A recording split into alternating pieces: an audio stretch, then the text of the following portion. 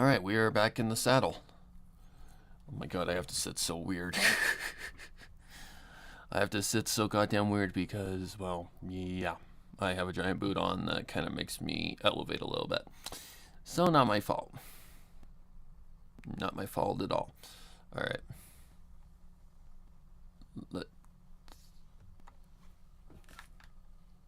Okay, that's outside. That's outside. Alright, we gotta go shut this up first. Don't even start with me. Thank you. Swear every time I push the freaking go live button, I swear. It's like it knows. The war that had earned the title. Okay, I need to go to my thingamajiggy. There it is. So we're going to be working on the last chapter, and then we're going to be potentially, we're going to definitely EQ today. So we're going to EQ the files, and then we might start on on editing chapter 33, 34, 35, 36. Yeah. We would go into 33 and start, I don't know, doing something. I don't know.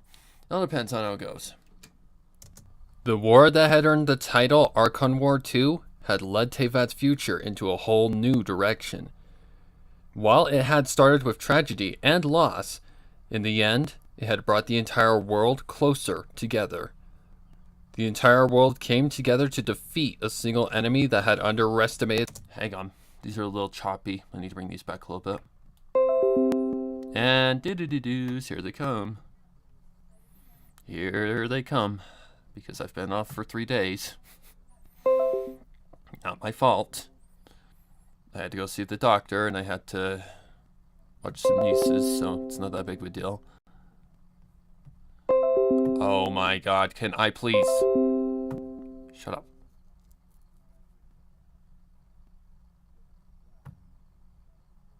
Alright. Oh my god. I swear. I need to unsubscribe from some of these channels. Okay. There we go. Alright, much better. Now let's see if this might work better. Into a whole new direction. While it had started with tragedy and... I think that's a little too close. Need to bring that back just a little more. Let's go something like that. Push this back. Right there, I'd say. And push this back out. New direction. While it had started with tragedy and loss, in the end, it had brought the entire world closer together. The entire world came together to defeat a single enemy that had underestimated the power of teamwork, friendship, and love. Because in the end, all three had won the war.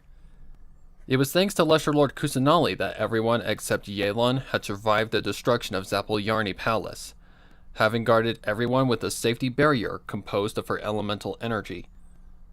Once everyone had recuperated, I can't tell if I noise reducted this or not. It doesn't sound like it's noise reducted. I'll be completely honest. It does not sound like it's noise reducted.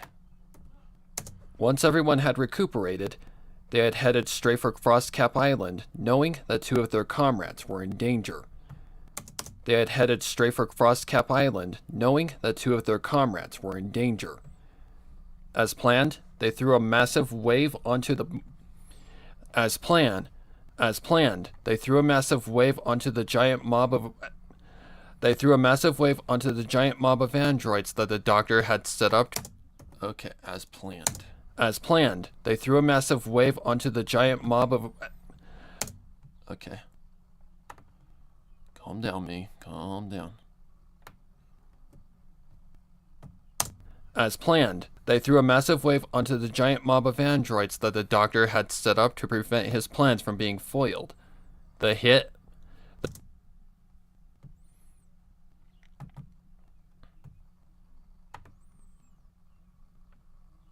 Alright there. Oh, stop it. The hit had short-circuited each of the androids, and all that was left was to get to the... Wait. Oh, I see what I did here. I need to kind of give that some more space. Yeah, let's see if that might work. Being foiled. The hit had short-circuited each of the androids, and all that was left was to get to the lab. But to prevent getting lost, enunciate me, please. But to prevent getting lost and dying in the labyrinth along the path. No, that was slurry. But to prevent... Yeah, I really slurped that one. Blah, blah, blah, blah, blah, blah. But to prevent getting lost and dying in the labyrinth along the path, the Harbingers had returned to the town to search for any diagrams of the lab's construction in the Fatui's record. The Harbingers, okay. The Harbingers had returned, right there. The Harbingers had returned to the town to search for any diagrams of the lab's construction in the Fatui's records. It had taken a lot... Man, I just fucked up every line, didn't I? Mainly because my voice was tired. Let's see, save project. I'm gonna do this right now just to be absolutely careful. It's not a very big chapter, so it shouldn't take that long. I need more coffee.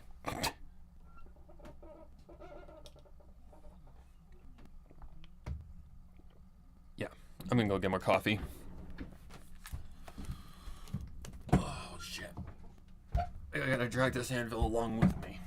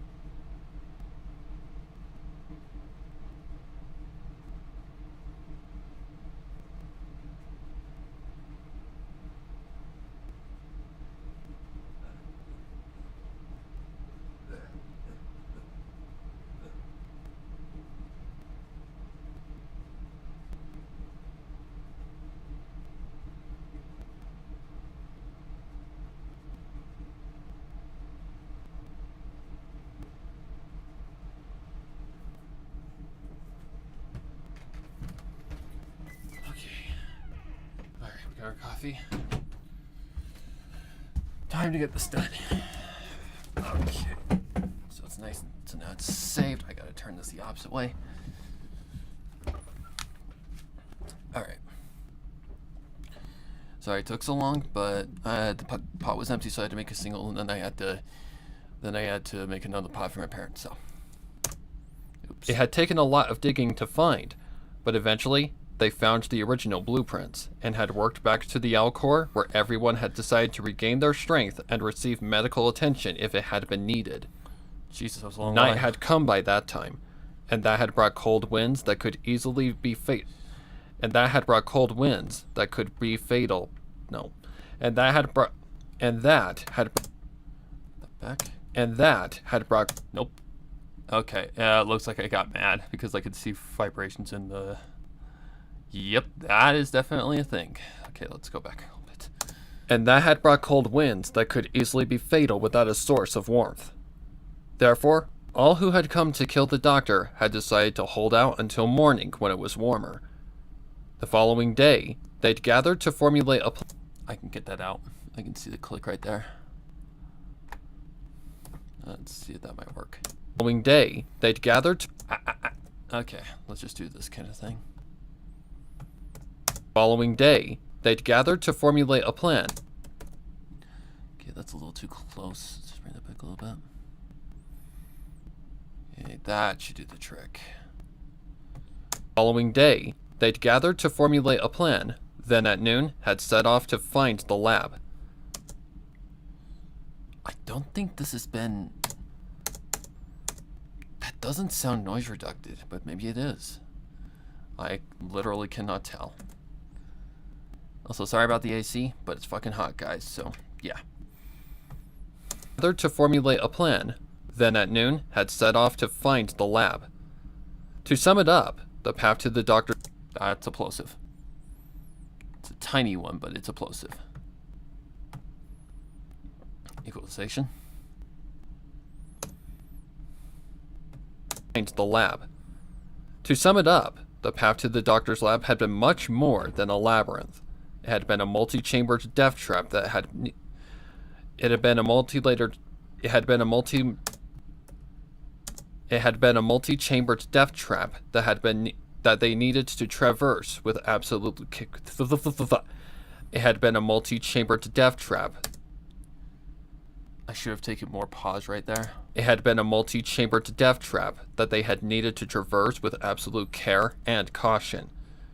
To assure safety, in shifts of teams, they'd go in and map out each and every inch of... They'd go in and map out each and every inch of every possible way. Jesus, that's like a tongue twister right there. They go in and it's like a rap almost. They'd go in and map out each and every inch of every possible way. This process had been long and grueling. What is going on? This process had been long and grueling, but eventually, after a long day and a half, this process had been long and grueling, but eventually, after a long day and a half, after a long day and a half, it's a good thing I caught that. After a long day and a half of mapping it out, they had reached the lab where the final battle had long since concluded. Hey, Azzy. Hey, Azzy. Sorry I've been so quiet lately, but the last 3 days have been busy. So, let me take a rundown of this. First day, I had to go to the doctor because I need to figure out what the hell's going on with this foot. So, it was a new doctor, and basically this guy was a lot more smarter, and he took the proper precautions, like the right steps to really, properly attack and, like, you know, fix the issue. So now, I'm stuck in an anvil, basically. I'm in a boot that, like, it's like a boot. It's like a big, like, ankle-high boot. So I have to wear this so that I don't put pressure on my toe, and hopefully get that swelling down a lot more. Then there is the next day, which was my dad's doctor appointment. Then we had my nieces afterwards. Then the next day we also had my nieces, and it was all day. So yeah, I have had no time whatsoever. So we're back at it again. I gotta get this done and over with. I don't want to get it done and over with, but I've got to get it done, right? So yeah, it's been a long 3 days for me. So yeah, but yeah, if you want to see the anvil, there it is. This thing's heavy. It's not heavy to the point of where I can't, lift it, but it's not light either. It's not necessarily uncomfortable, but it gets uncomfortable after a while. It's very, very hot. And considering it's blazing outside right now, and in the summer, yeah, it's not very comfortable after a while. It gets sweaty. But yeah, basically, it's air-powered. Basically, I use this thing to pump it so that it fits to my leg a lot better. And it has a thing at the bottom where it curves, and, I can push down with, straps to keep my foot in position. But yeah, I'm having to sit in a very awkward position right now with my foot, because I can't lay it straight down yet. See, you probably heard that. I cannot put my foot straight down. I have to sit with it kind of curved, what's the word? Laid to this side, bent to this side, so that I can have room down there. Let's just say, it's not fun, but hey, if it gets the thing fixed, it gets the thing fixed. Personally, I have not seen really a big improvement, but I don't know. I see him in another probably 3 weeks by this point. I also have to go to another doctor who knows more about this shit than he does. So yeah, I'm having to jump through a lot of hoops to get this taken care of. But basically, the plan is he's going to wait until the gout, the swelling and all that stuff, goes down, so that when he goes in and fixes the bunion, he can, not irritate it or make it worse. That's very smart. I'm really glad that I actually went to him, because he actually really, he's actually helping me. He's actually taking the proper precautions to, get this taken care of right, so they don't have to cut open my foot again. But the other doctor, he is more on the gout side of it. So he's going to help me to try and get this taken care of, the proper medication, the proper, exercises probably. We're going to try and get this taken care of as much as possible. Hope it helps at least. YouTube censored me for no reason this time. In this day and age, even the word stupid counts as fucking stupid. It just counts as a swear word. Our generation is doomed, Azzy. We are doomed. But eventually, after a long day and a half of mapping it out, they had reached the lab where the final battle had long since concluded. Okay. Also, the plan today is to, seeing this isn't a very long chapter, this is the last chapter, by the way. This is a very long chapter, so we're probably going to get it done pretty quickly. After that, they're definitely going to be EQ'd separately. Then, I don't know, maybe we'll start on chapter 33. Don't know. We'll see when we get there. How about that? It all depends on how I feel. It all depends on the situation. Yep. But after this one is done, I'm moving straight to Halloween. I'm sorry to put off our TBAA again, but I gotta get my ass moving, because how many more? July, August, September, October. 4 months! So, not only do I have to write something in 4 months, but I also have to get it recorded. I have to get it written. I have to get it recorded. I have to edit it. Oh my god, this is gonna be a fucking nightmare, man. I know. I just don't want the team to feel like, the project's dead, that I've forgotten about it. Trust me, I have not forgotten about it. And I know the server is quiet as shit right now, but honestly, with all that's happened this fucking year, I just don't have the fucking the want. And I just hope that they understand, because yeah, right now is just not a good time. This foot thing, the goddamn deaths that came in culminations. Yeah, not a fun time, man. This fucking sucks. But yeah, I do want to still complete our TBAA, and I want to get it done. But it's just, nothing is adding up for me this year, man. I think I've got an idea in my head, but I've got to write it first. And Jesus Christ, this is going to be a nightmare to do. But yeah, we'll get her done. Not my first rodeo that I've been in a tight spot like this. Since concluded.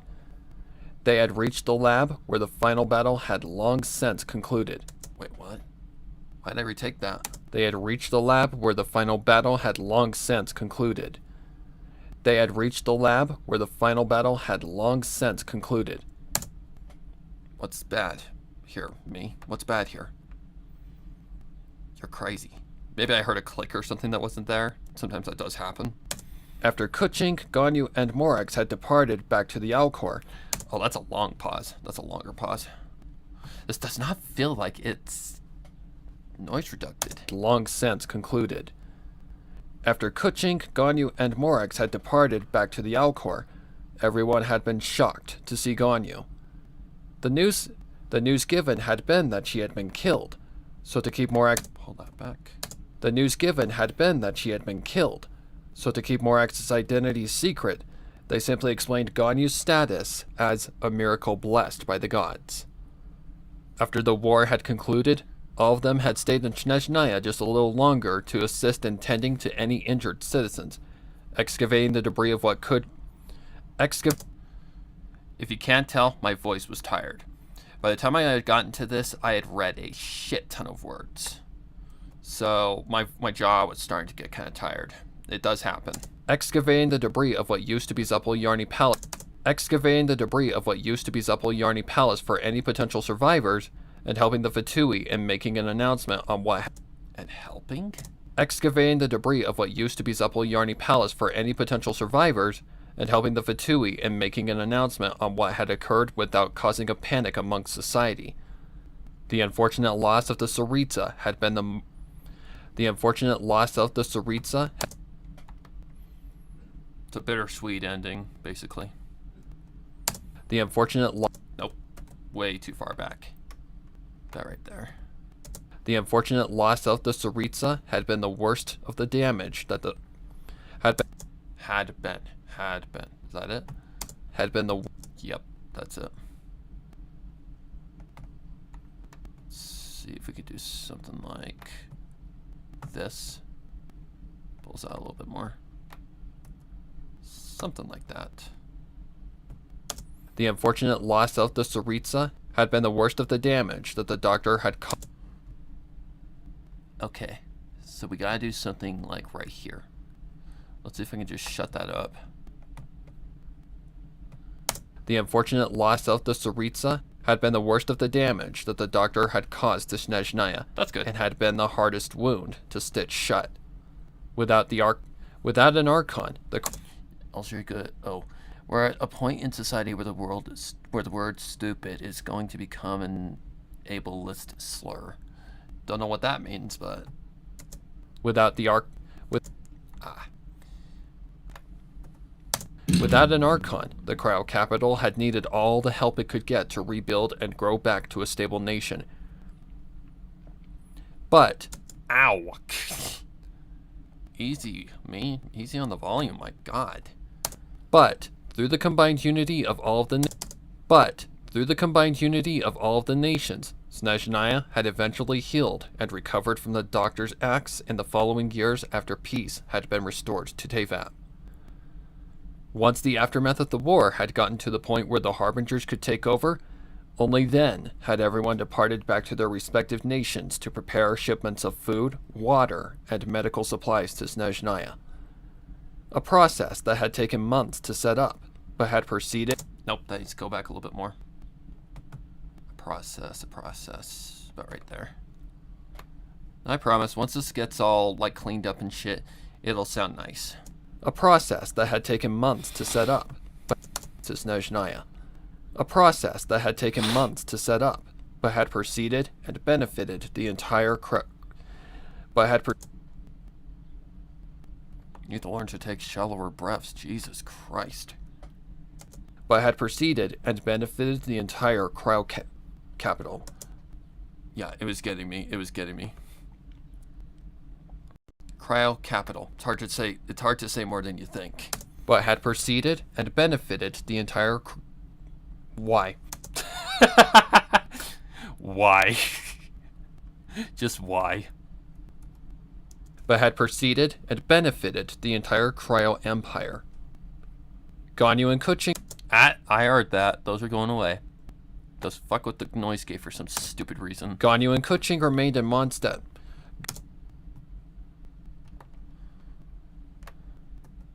Ganyu and Kuching remained in Mondstadt to assist with...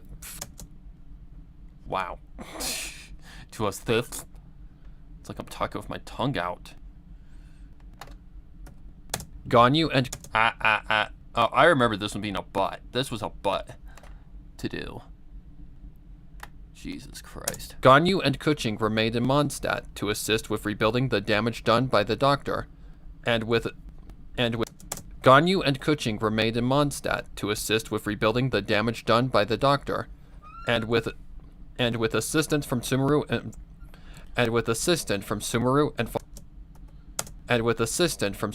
and Fontaine's governments had managed to get. Did I just retake the whole thing? Please tell me I did. I didn't like that. And I think that is not a retake. Had managed to fully get Mondstadt back. Excuse me. Had managed. Oh well. People will get it. And with assistance from Sumeru and Fontaine's governments, had managed to fully get Mondstadt back to normal within 5 months after the departure from Snezhnaya.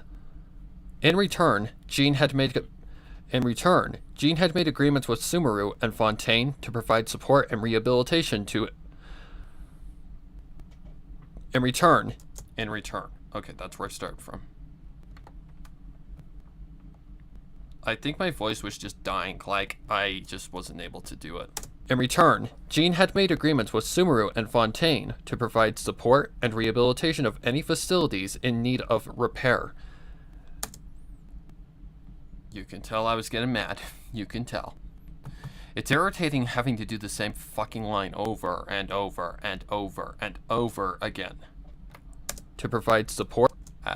where did I start from? To provide support and rehabilitation of any facilities... and Fontaine. To provide support and rehabilitation of any facilities in need of repair. Not prepare. Repair, you dumb shitbag. To provide...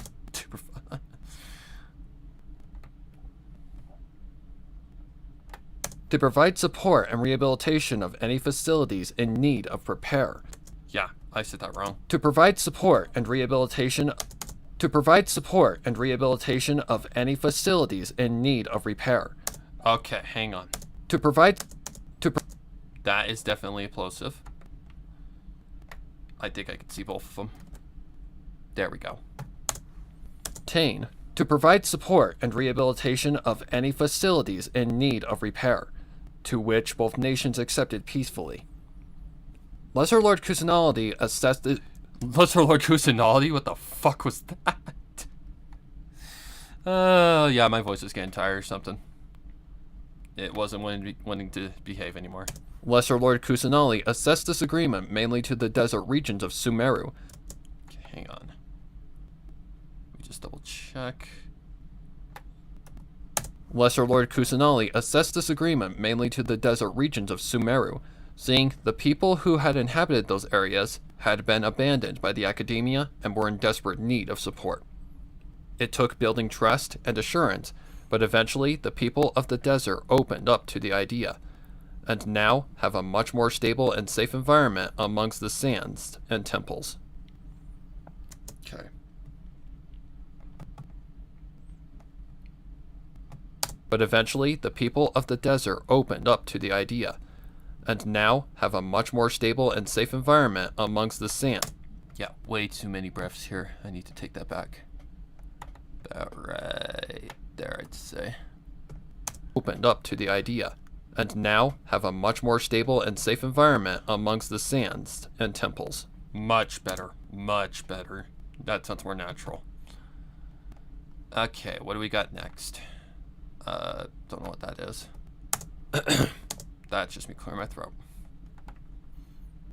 Alright, let's pull that back. And now have a much more stable and safe environment.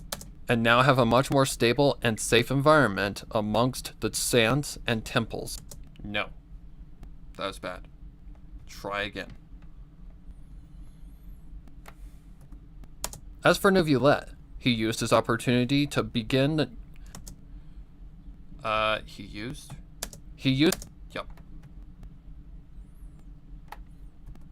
He used his opportunity to begin reconstruction. No. He used his opportunity to begin Oh, the fun stuff, the fun stuff, the fun stuff. Oh, I was getting mad. You can tell. He used his opportunity to begin reconstruction on the Fontaine Research Facility, which originally had been destroyed by an explosion during an experiment in the past. It had been a tricky case, but with proper support between all nations in just a time... Pull that back. It had been a tricky case, but with proper support between all nations in just a time of period... In just a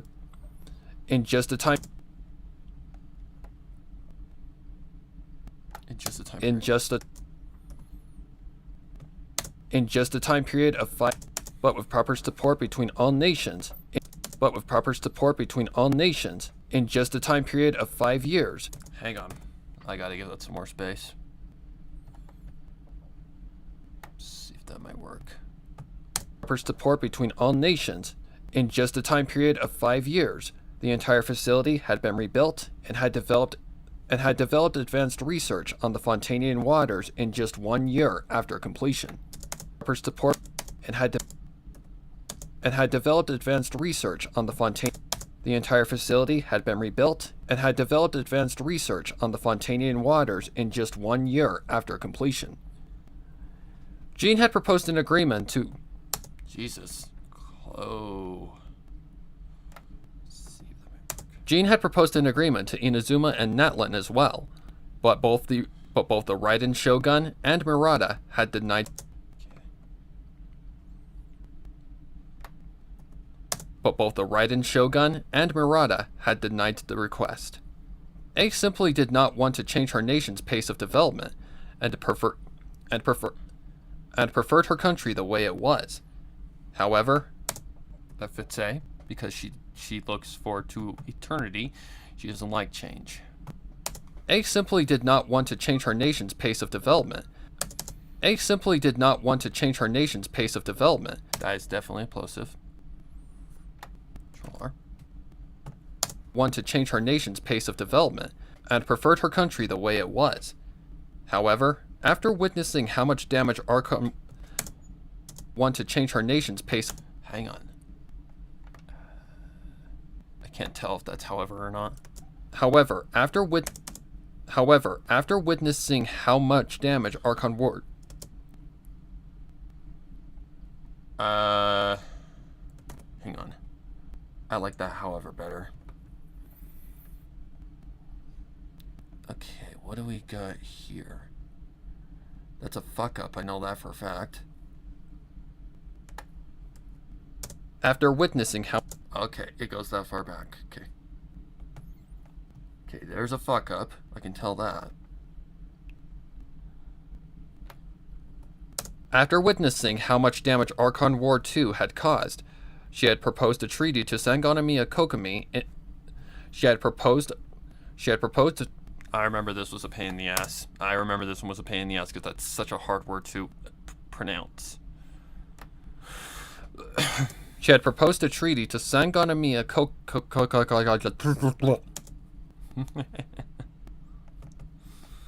Oh, the fun stuff that happens in the booth, man. No, it sucks. She had proposed a treaty to Sangonomiya Kokomi in hopes of reuniting. I was getting mad. Okay, what is that? In hopes of reuniting... Okay, I go from in hopes. Alright, where am I? She had proposed a treaty to Sangonomiya Kokomi in hopes of reuniting Narukami... Fuck! In hopes of reuniting Narukami... Fuck. Yeah, that came out kind of slurred, now didn't it?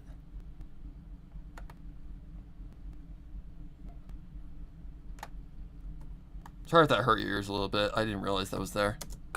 In hopes of reuniting Narukami Island with Watatsumi Island. No. In hopes of reuniting Narukami Island with Watatsumi Island. And working together. Jesus Christ. In hopes of reuniting Narukami Island with Watatsumi Island. And working together to bring.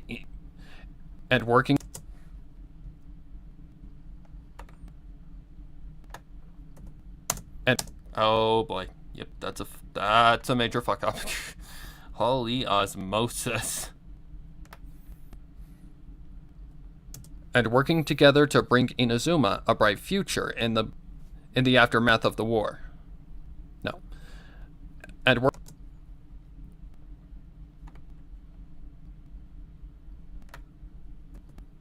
working together nope, that is definitely a screw up.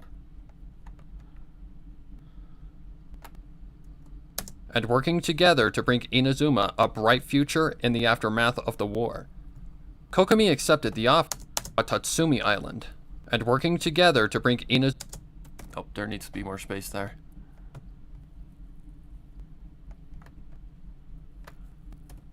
And working together to bring Inazuma a bright future Watatsumi Island. And working together to bring Inazuma a bright future in the aftermath of the war. Hang on. Where the fuck are we going here? Treaty to Sangonomiya Kokomi in hopes of reuniting Narukami Island with Watatsumi Island. There needs to not be a space there. That's the key. To make it sound a little natural. Let's see if that might work. Reuniting Narukami Island with Watatsumi Island. And working together to bring Inazuma a bright future in the aftermath of the war. If you just don't think about that being there in that little pause, it's fine. Kokomi accepted the offer and is currently working hard to reestablish a connection between her people and Watatsumi. Between her people and Watatsumi. Pull that back. Hard to reestablish a connection between her people and Watatsumi through the assistance of Ayaka and Kujo Sara. Oh shit. Oh my fucking god, I hate you. Where was I? Fuck me in the ass. And is currently working hard.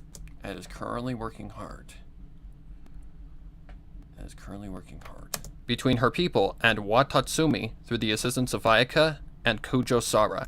Yep, that is definitely in there. And Kokomi accepted the offer and is currently working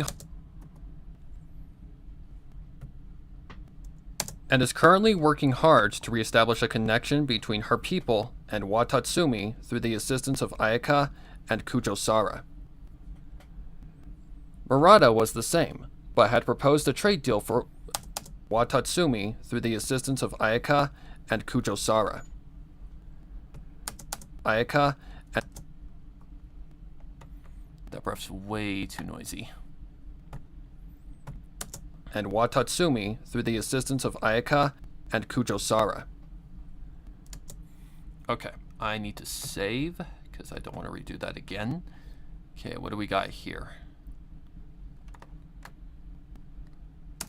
Murata was the same, but had proposed a trade deal for... Murata was the same, but had proposed... Jesus Christ. But had proposed a...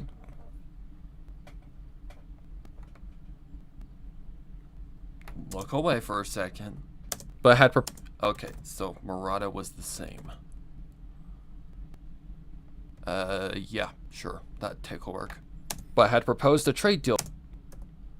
Okay. As you can tell, either my voice was getting tired or my brain was just not wanting to work. Could have been seizures. But had proposed a trade deal for weapons with Mondstadt. Her reasons were to simply imply provide. But had proposed a trade deal for weapons with Mondstadt. Her reasons were to her reasons were to simply imply provide fuck. Her reasons were to simply provide more her reasons were to simply provide more advanced war. I am gonna fucking lose my mind here in about 5 fucking minutes because this is ridiculous. I was just bursting through this bullshit, but you know, no.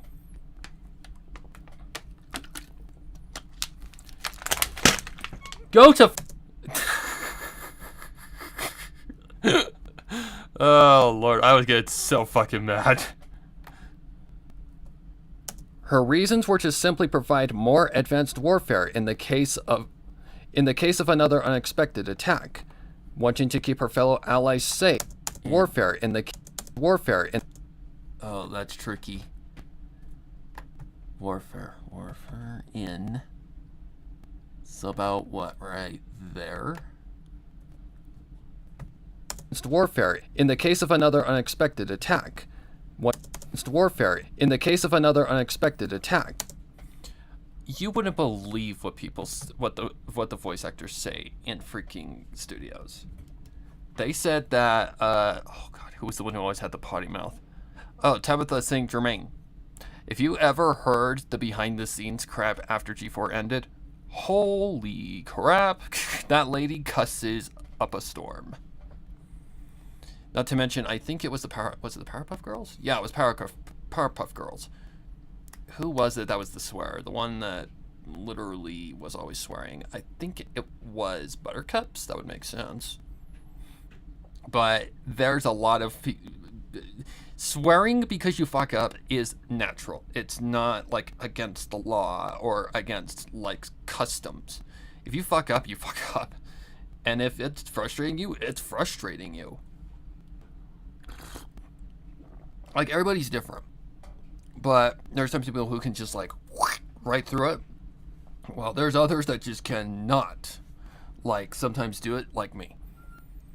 I love Tabby so freaking much. I loved her since she voiced Minty. Yeah, you should hear what she says. Like, there was one, oh god, what's the name of that fucking, The Perfect Pair. She kept calling, I gotta think of how this goes. Oh, because she's so used to calling, like her grandson Big Mac, the line was, "What incarnation are you doing, Bright Mac?" She kept saying Big Mac. So she would constantly fuck it up, and she's like, "Goddamn ballsack, I did it again," or something like that. Like, yeah. And if you're ready, there's one where she says, "Fuck me hard." There's one, God, there's a ton of them. Like, there's a lot of F-bombs. And I love it.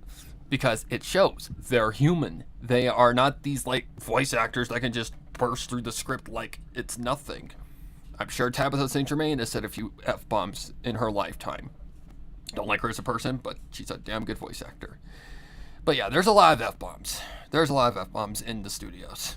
It's not as clean as you think it is. There's a lot of fuck-ups.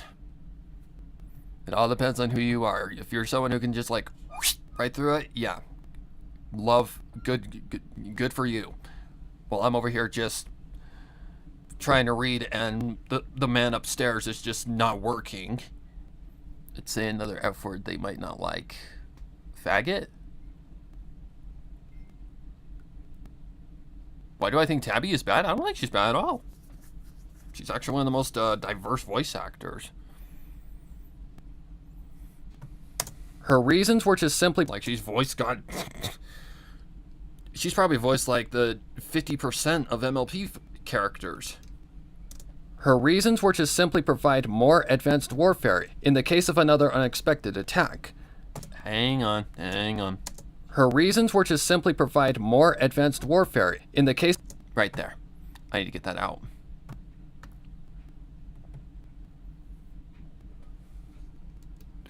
Oh, it was Tara. I don't like her as a person.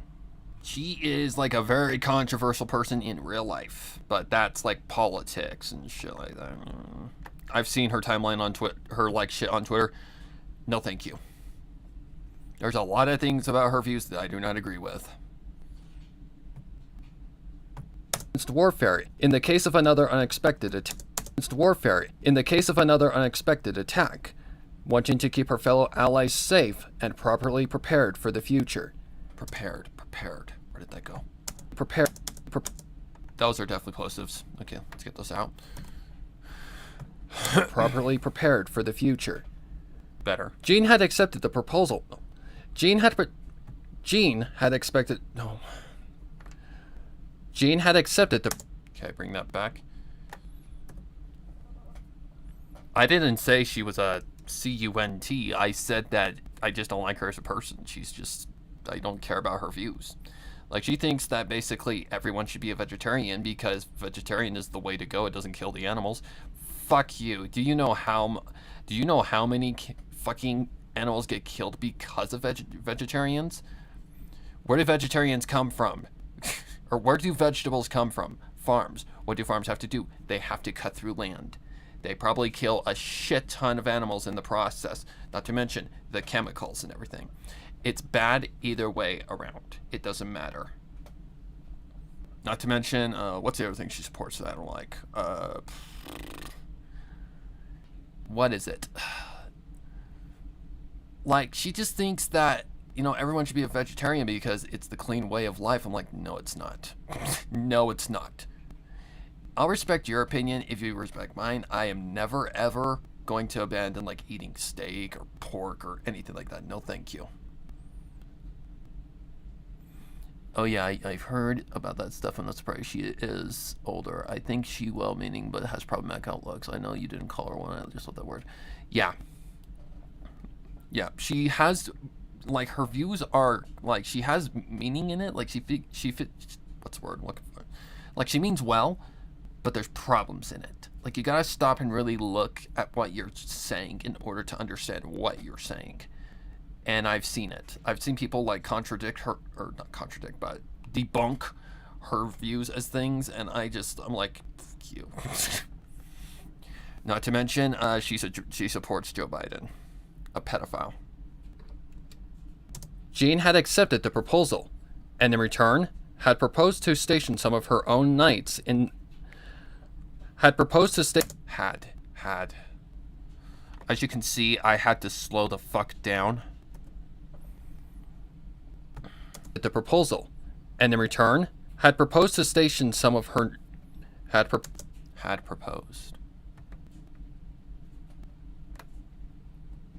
proposed to station some of her own knights in Natlan to the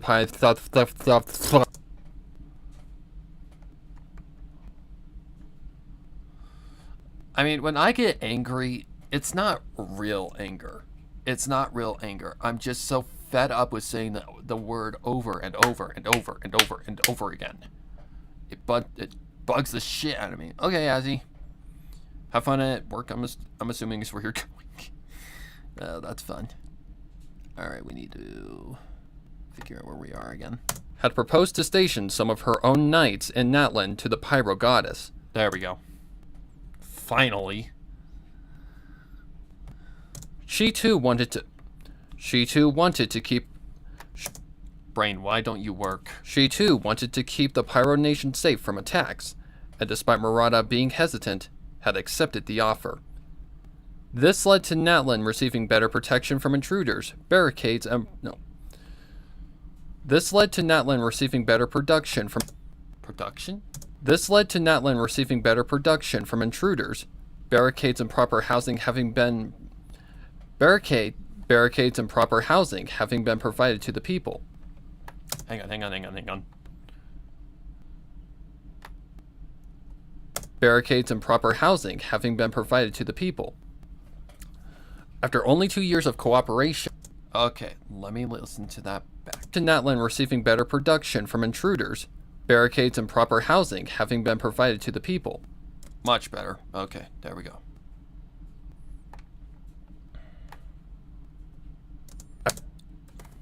Okay. Shut that up. Pull this out a little bit more. About right there. After only 2 years of cooperation, Mondstadt and Natlan have now become dependent on one another and have established a military and have established a military composed of and have established a military and have established a mil Okay, get that breath out. All right there. And have established a military composed of one another and have established a military oh, too fast. Or too much of a pause, but right there I'd say. Another and have established a military composed of both nations' people. Ganyu and Kuch. Yeah, let's pull this back a little bit more. This will be a very long chapter. Ganyu and Kuching spent years working with Jin to assist in growing the other nations. No. Let's try that again. Ganyu and Kuching spent years working with Jin to assist in growing the other nations, up until they decided to take time for themselves. As they'd promised amidst the war, with the help of Morax and the other Adepti, they constructed their own paradise atop one of the many with the help of Morax. This one? With the help of they construct I see. They constructed their own the other Adepti. They constructed their own paradise atop one of the many peaks of Liyue Mountain. No.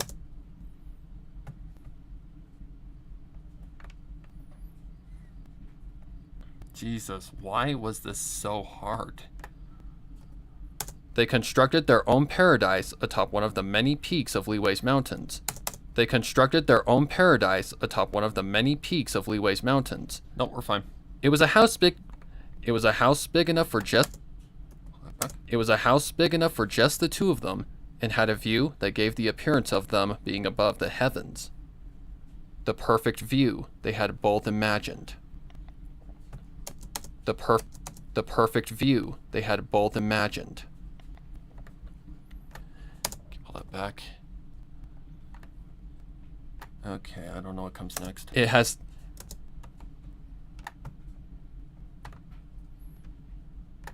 Pull it back. It's now been 15 years since the conclusion of the war, and Ganyu and Kuching could...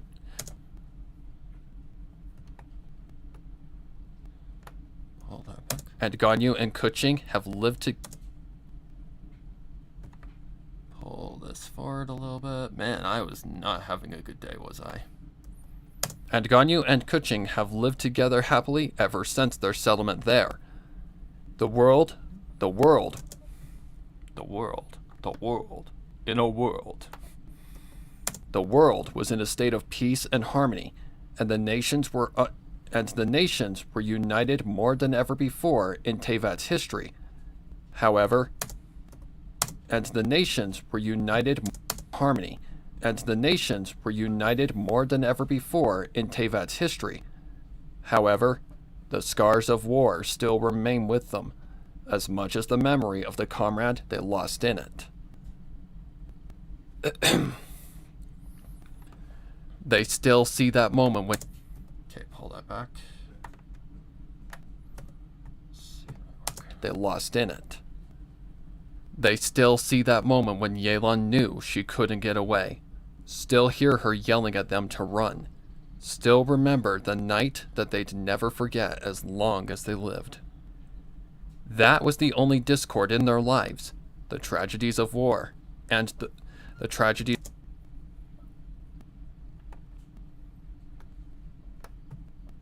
I think I'm going to give that some more space.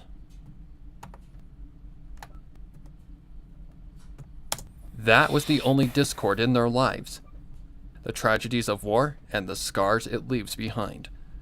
However, it was a discord that they could bear for however long. It was a discord that they could bear for however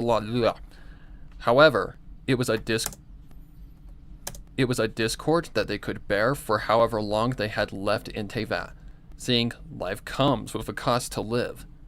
Life wasn't a place composed only of peace and happiness, and that was the truth. Living comes with a serving of peace and disharmony that coexist to create balance.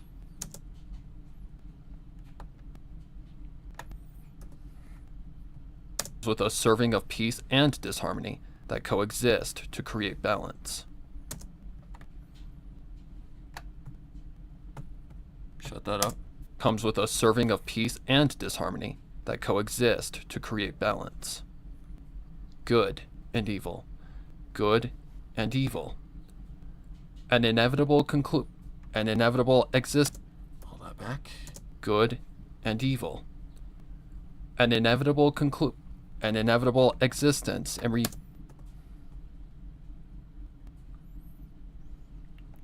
I hear some nastiness right here. Right there. Good and evil. An inevitable existence. Pull that back. An inevitable existence in reality that tests the will to live, and an existence Ganyu and Kuching both knew would never die until their hearts stopped beating. Pull it back. And an existence Ganyu and Kuching both knew would never die until their hearts stopped beating. Staring at the sunset again?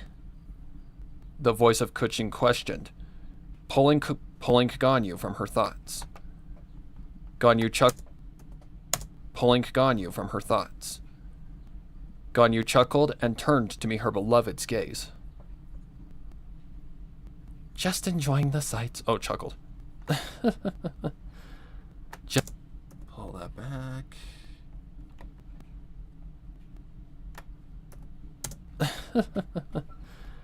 Just enjoying the sights. She replied. Care to join me? Kuching answered her by walking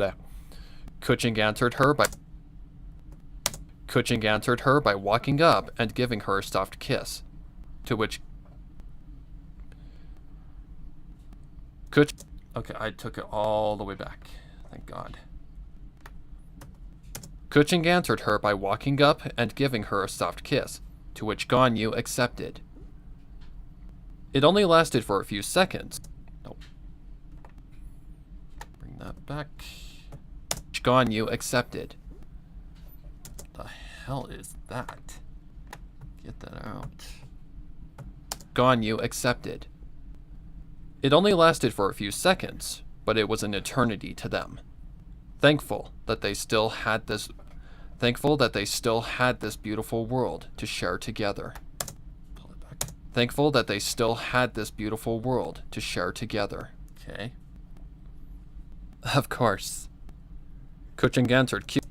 Alright, let's pull that back a little bit. Of course.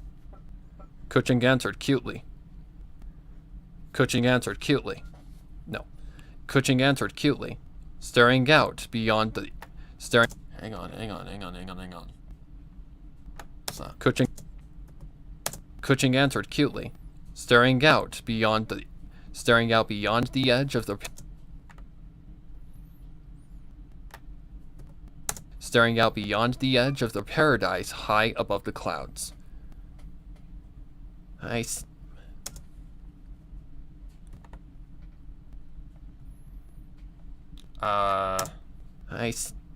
see you're starting to get a little streak.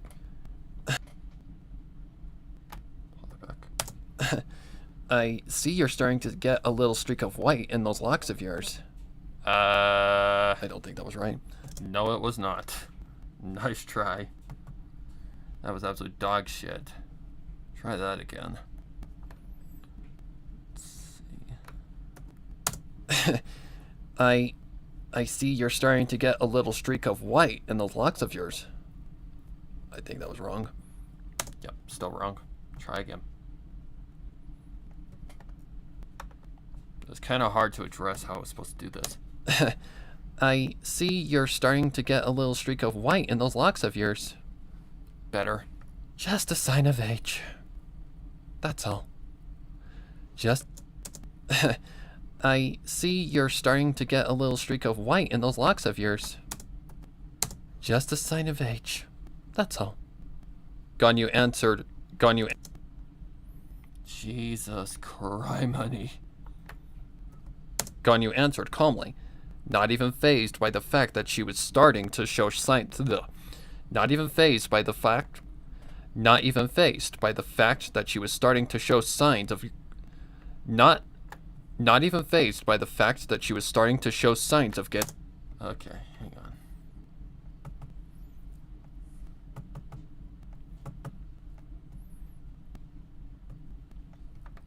Okay, where are we? By the fact that she was starting to show. Not even fazed. Ganyu answered calmly, not even fazed by the fact that she was starting to show signs of getting older. I think it's cute. Kuchin complimented. I know for a fact I'm starting to feel.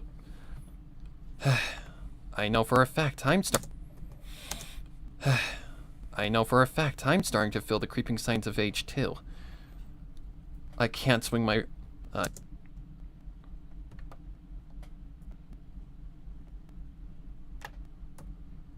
I can't swing my. I can't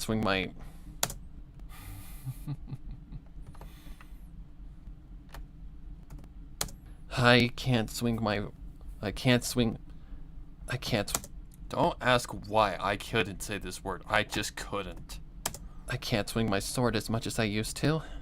And my arms get tired very easily. And my arms get tired easily. Need me to give you. Okay, hang on. And just I used to, and my arms get tired easily. Need me to give you a massage? Ganyu offered. I'm sure that would help. Kuchin giggled at the comment. Kuchin giggled at the comment. Hold it back. Kuchin giggled at the comment. Sure, but not until I take my bath. It'd really make me happy if you joined me. Ganyu giggled. Oh, so you want that kind of night? Hang on. Oh, so you want that? Let's see if that might work. Oh, so you want that kind of night?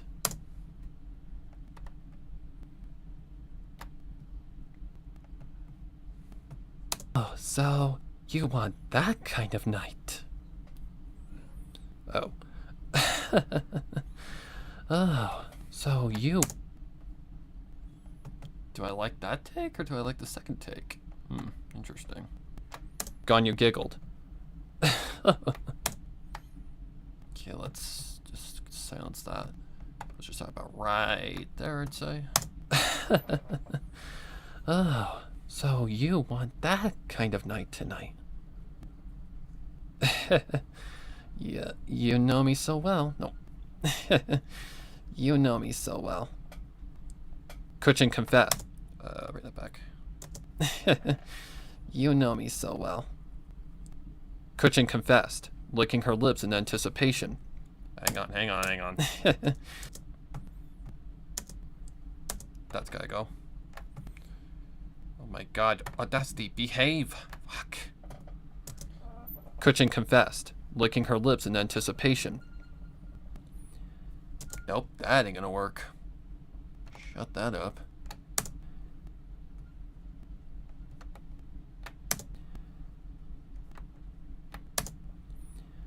Right there.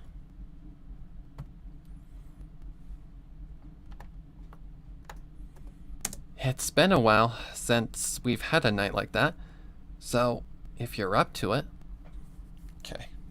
So if you're up to it. Either works. Doesn't really matter. Kuchin, I'm only over 3,000 years old, not 10,000. My body isn't that tired yet.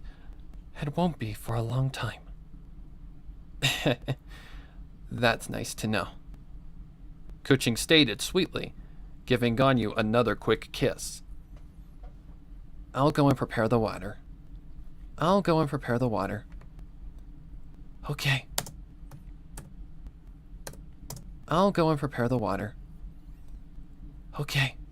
I'll be in soon. Okay, let's get rid of that noise.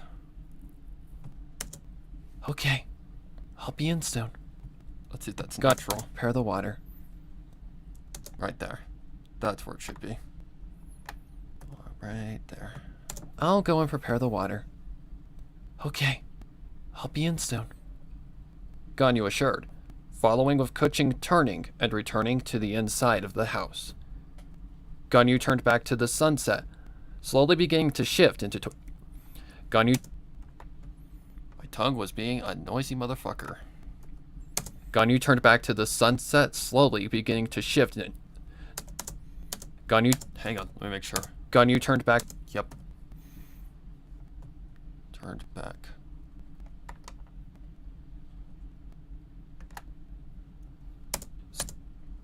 Oh, I start from slowly. Ganyu turned back to the sunset, slowly beginning to shift in. Slowly beginning to shift into twilight. Slowly beginning to shift in. Slowly beginning to shift into twilight. Slowly beginning to shift into twilight.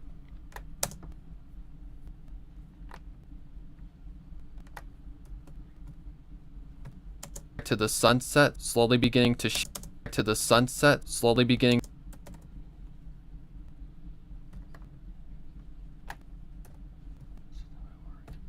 to the sunset, slowly beginning to shift into twilight. She admired the sight, taking a moment to shift into twilight. She admired the sight, taking a moment to just reminisce back to her first ever sunset with Cloud Retainer, the day she first saw her as a mother, even if she wasn't. She guided her to the edge of Mount Aosheng to look out at the sunset and had lectured her about. No, that needs to have more room. Or that doesn't need that much room.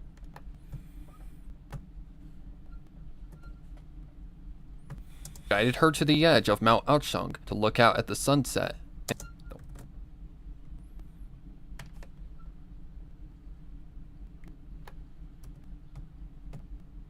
To look out at the sunset. Guided her to the edge of Mount Aosheng to look out at the sunset. Why did you retake the goddamn breath?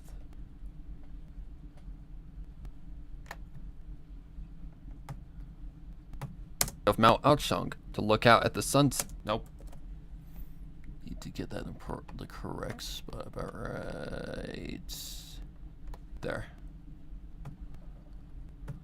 She guided her to the edge of Mount Aosheng to look out at the sunset and had lectured her about. Oh, for fuck's sake. How did I get that so perfect the first time and now I can't even get it right?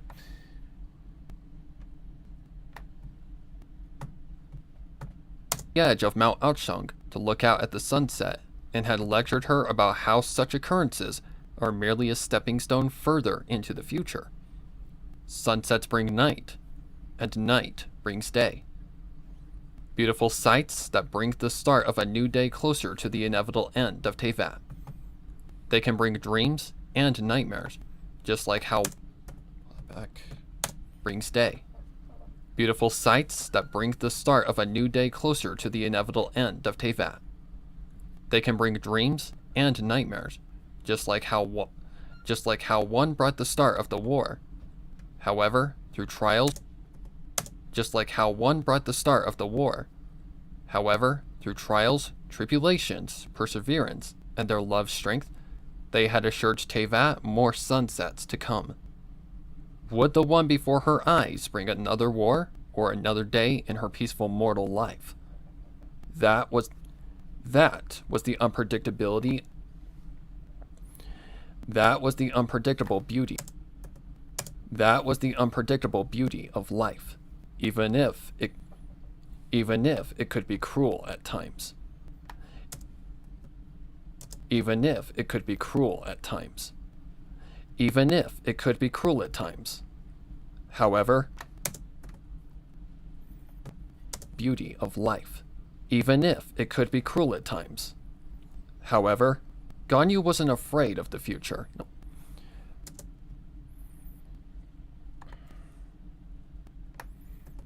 However, Ganyu wasn't afraid of the future, because she knew that, just like how they beat the Doctor and saved Teyvat once, they could live to see whatever was beyond any horizon gifted to humanity by the gods.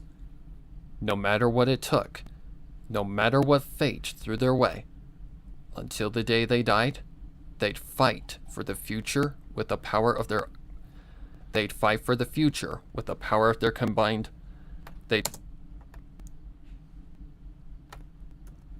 They'd fight for the future with the power of their combined strength through love and unconditional care as one.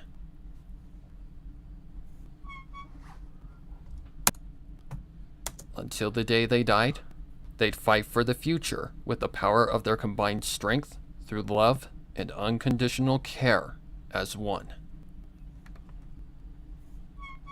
Okay. I think what I'm going to do here is something like this, because we need a little bit more space.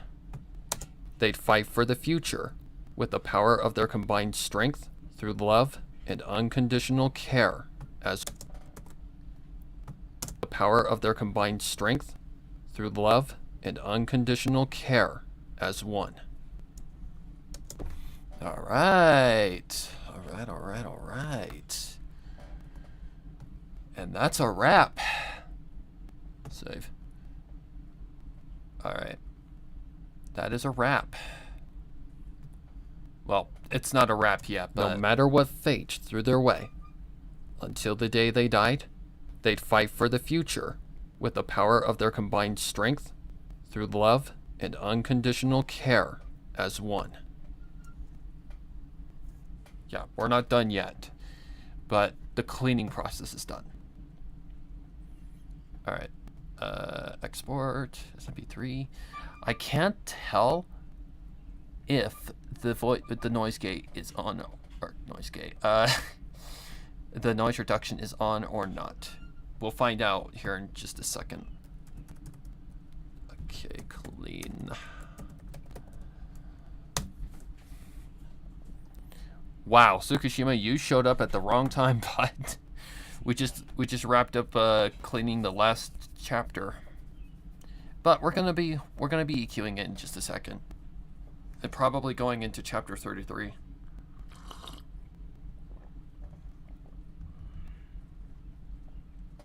How long did it take me? If I had to take a wild guess, maybe an hour and a half. Pretty close. So if you're wondering why I disappeared for 3 days, well, it's been a busy last 3 days.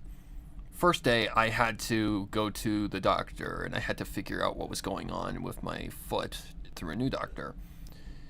And long story short, basically, he is much better than the last doctor I was going through, because he wants to basically get the gout taken care of first before he cuts into my foot and gives me bunion surgery.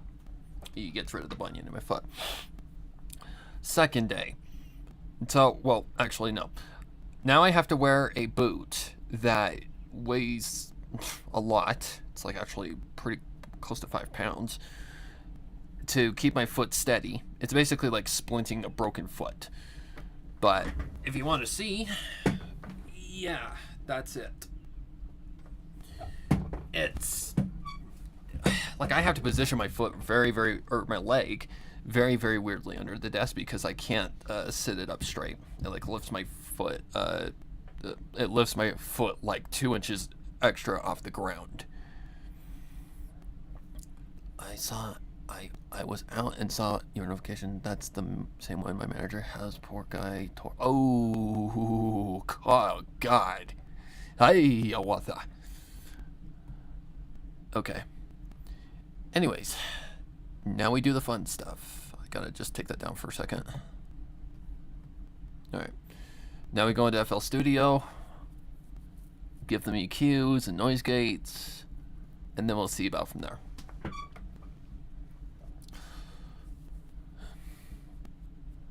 But that's okay. I knew that chapter wasn't going to take that long. It took only about an hour and a half. I knew it wasn't going to take long because it's just the epilogue. I could have got it done the other day, but I didn't even think about it. Plus, I was tired. Chapter 35? Was it 35? Yeah, I think it was 35. Chapter 35 was a lot of work. I really don't want to start mixing if I don't have to. But let's just get these things, proper noise gates first. But yeah, I feel for your manager because while I'm not in the same pain as him, oh my god. This thing, especially considering it's summertime and it's hot, it's not comfortable if I'm in a cool, it's comfortable if I'm in a cool environment.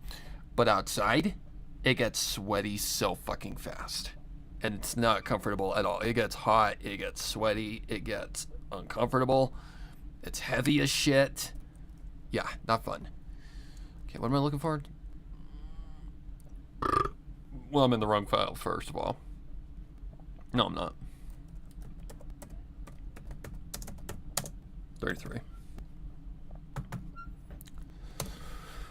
Okay.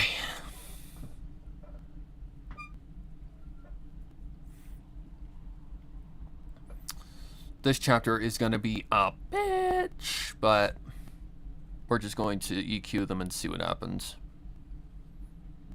There's a lot in this finale. There's tragedy, there's happiness, there's bittersweetness, there's all sorts of shit.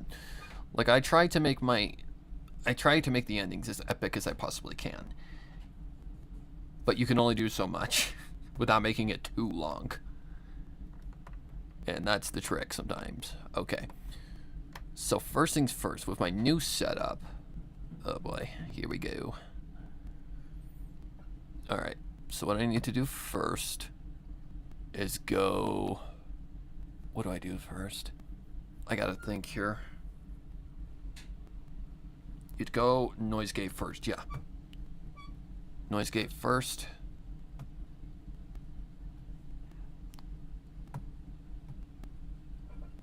Jesse? Come out, you bastard. No, really? Oh, not on the noise gate, am I? No, I was. Okay. Bring that down as hard as we can. Second one.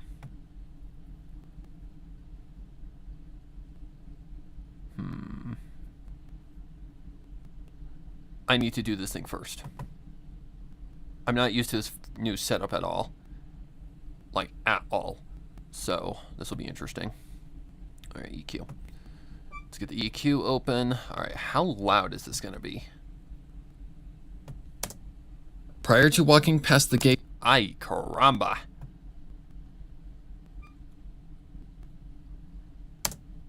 Prior to walking past the gate barrier that guarded the courtyard of Zapoljarny Palace, Ganyu, Kuching, Yelan, Jean, and Diluc had all been emotionally affected by the sights they'd seen along their way.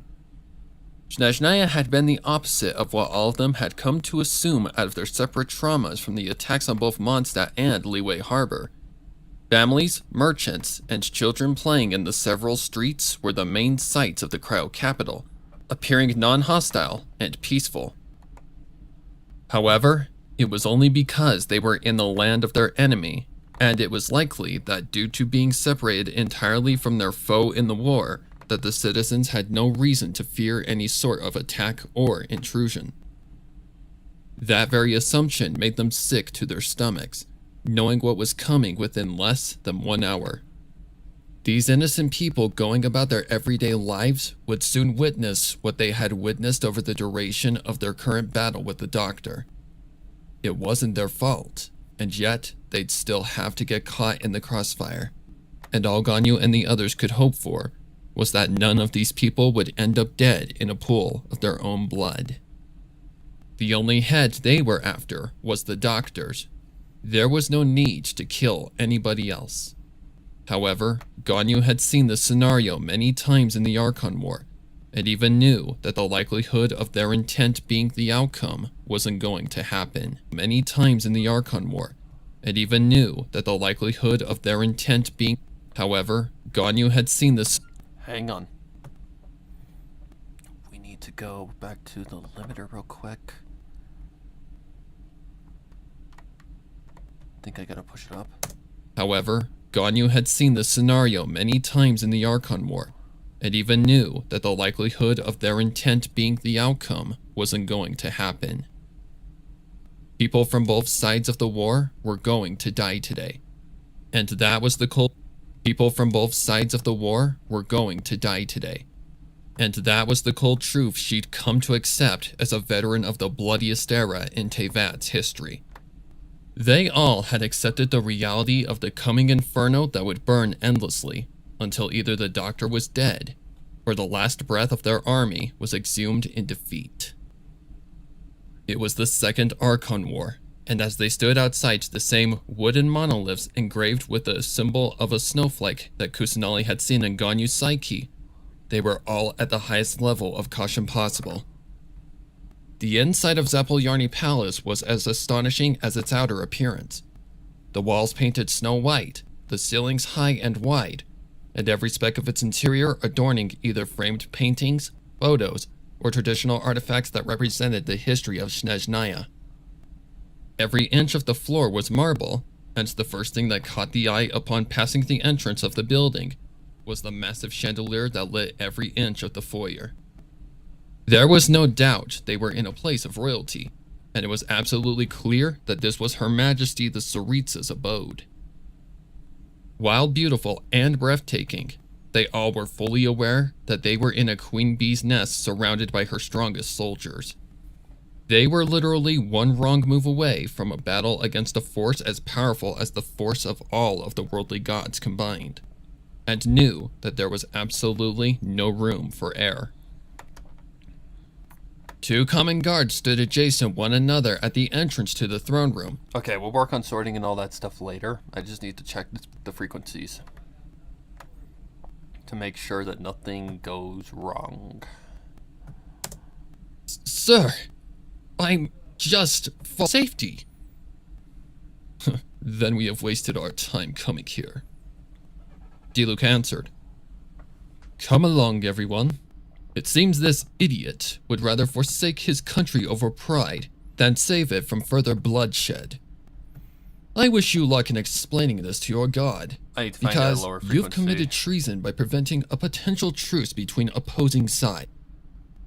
We're within 20 yards of the gate, Kusanali informed. Signal the others and await my command to proceed forward. Okay, as you wish. Novella answered back. Father side, Your Highness.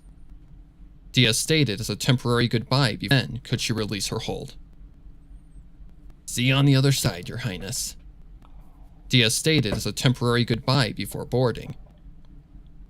Stay safe, Dia, she said back, watching as her subject made her way back aboard the ship in little to no time. Alright, let's see.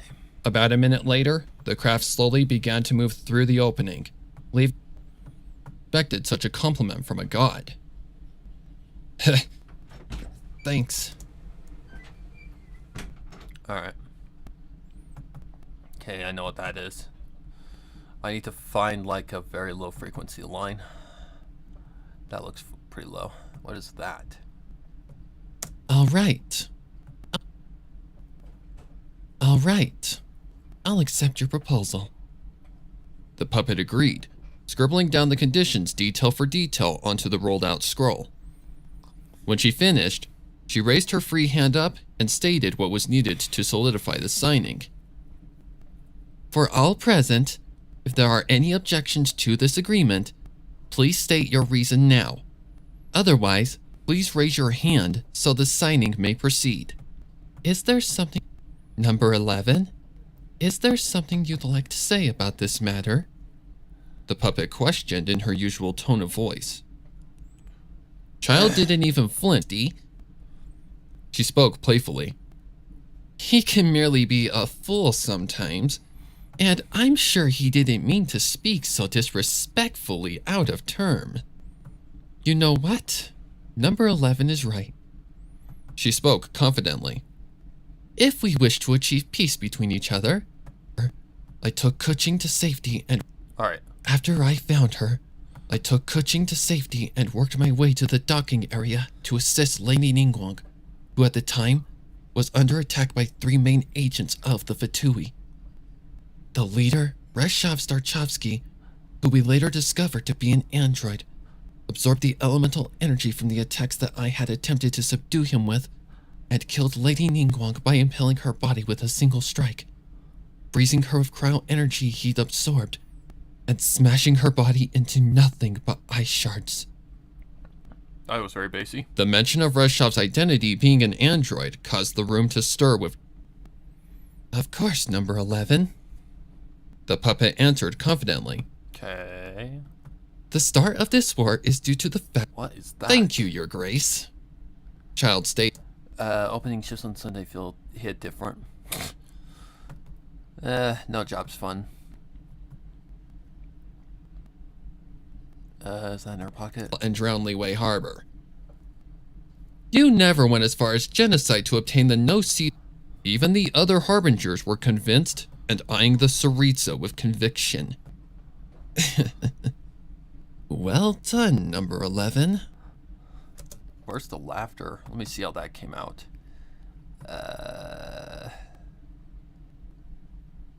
Wait, does it come after that? I can't remember if it did or not. At this point, seeing we have all gathered here to put it all to rest. Okay. No matter the reason, I owe you nothing. I owe you nothing. Maybe not him, but what about us? The knave quickly answered. That looks like something. Since she refuses to answer, I will. Ganyu stated confidently. The reason is because you've been serving someone else the entire time. This Tsaritsa is nothing more than a puppet being controlled to do these horrible things. Okay. More confusion struck the Harbinger. What's that? If you don't believe my word, then take my hand, and you'll know who to believe. Okay. Columbina sighed, clearly finding the whole act amusing. Fine, I'll play your game.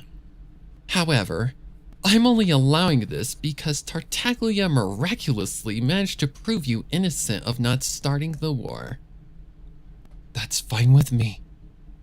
Ganyu answered, feeling anxious as the young Harbinger's right-gloved hand touched and gripped her own. Upon the touch, Ganyu focused her inner energy to her right looks like something.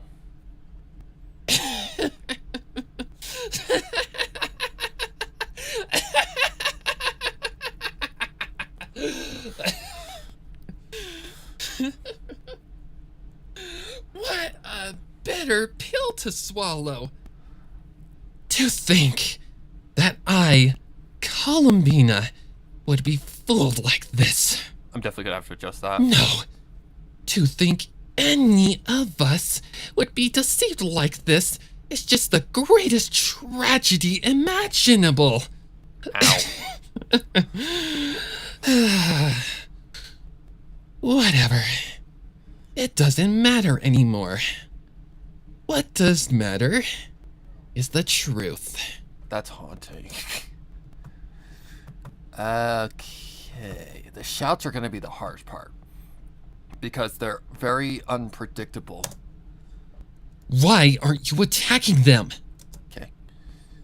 I think the low frequencies are fine. This is going to be fun. Fun. Columbina stated sinisterly. Fun.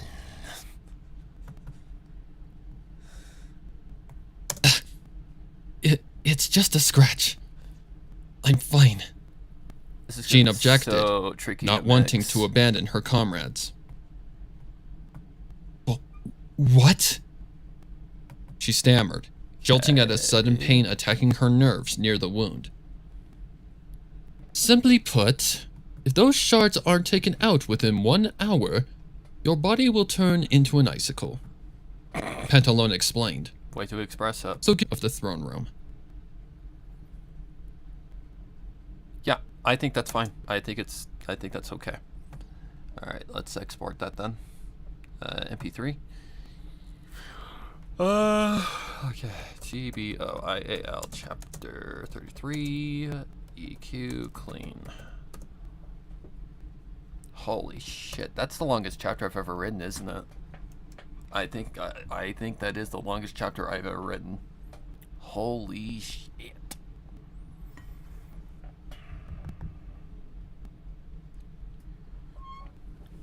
That's definitely gonna be tricky to mix. No doubt about that. There is no doubt about that. That's gonna be tricky as shit to mix. But we'll do it. We'll do it. Not that big of a deal.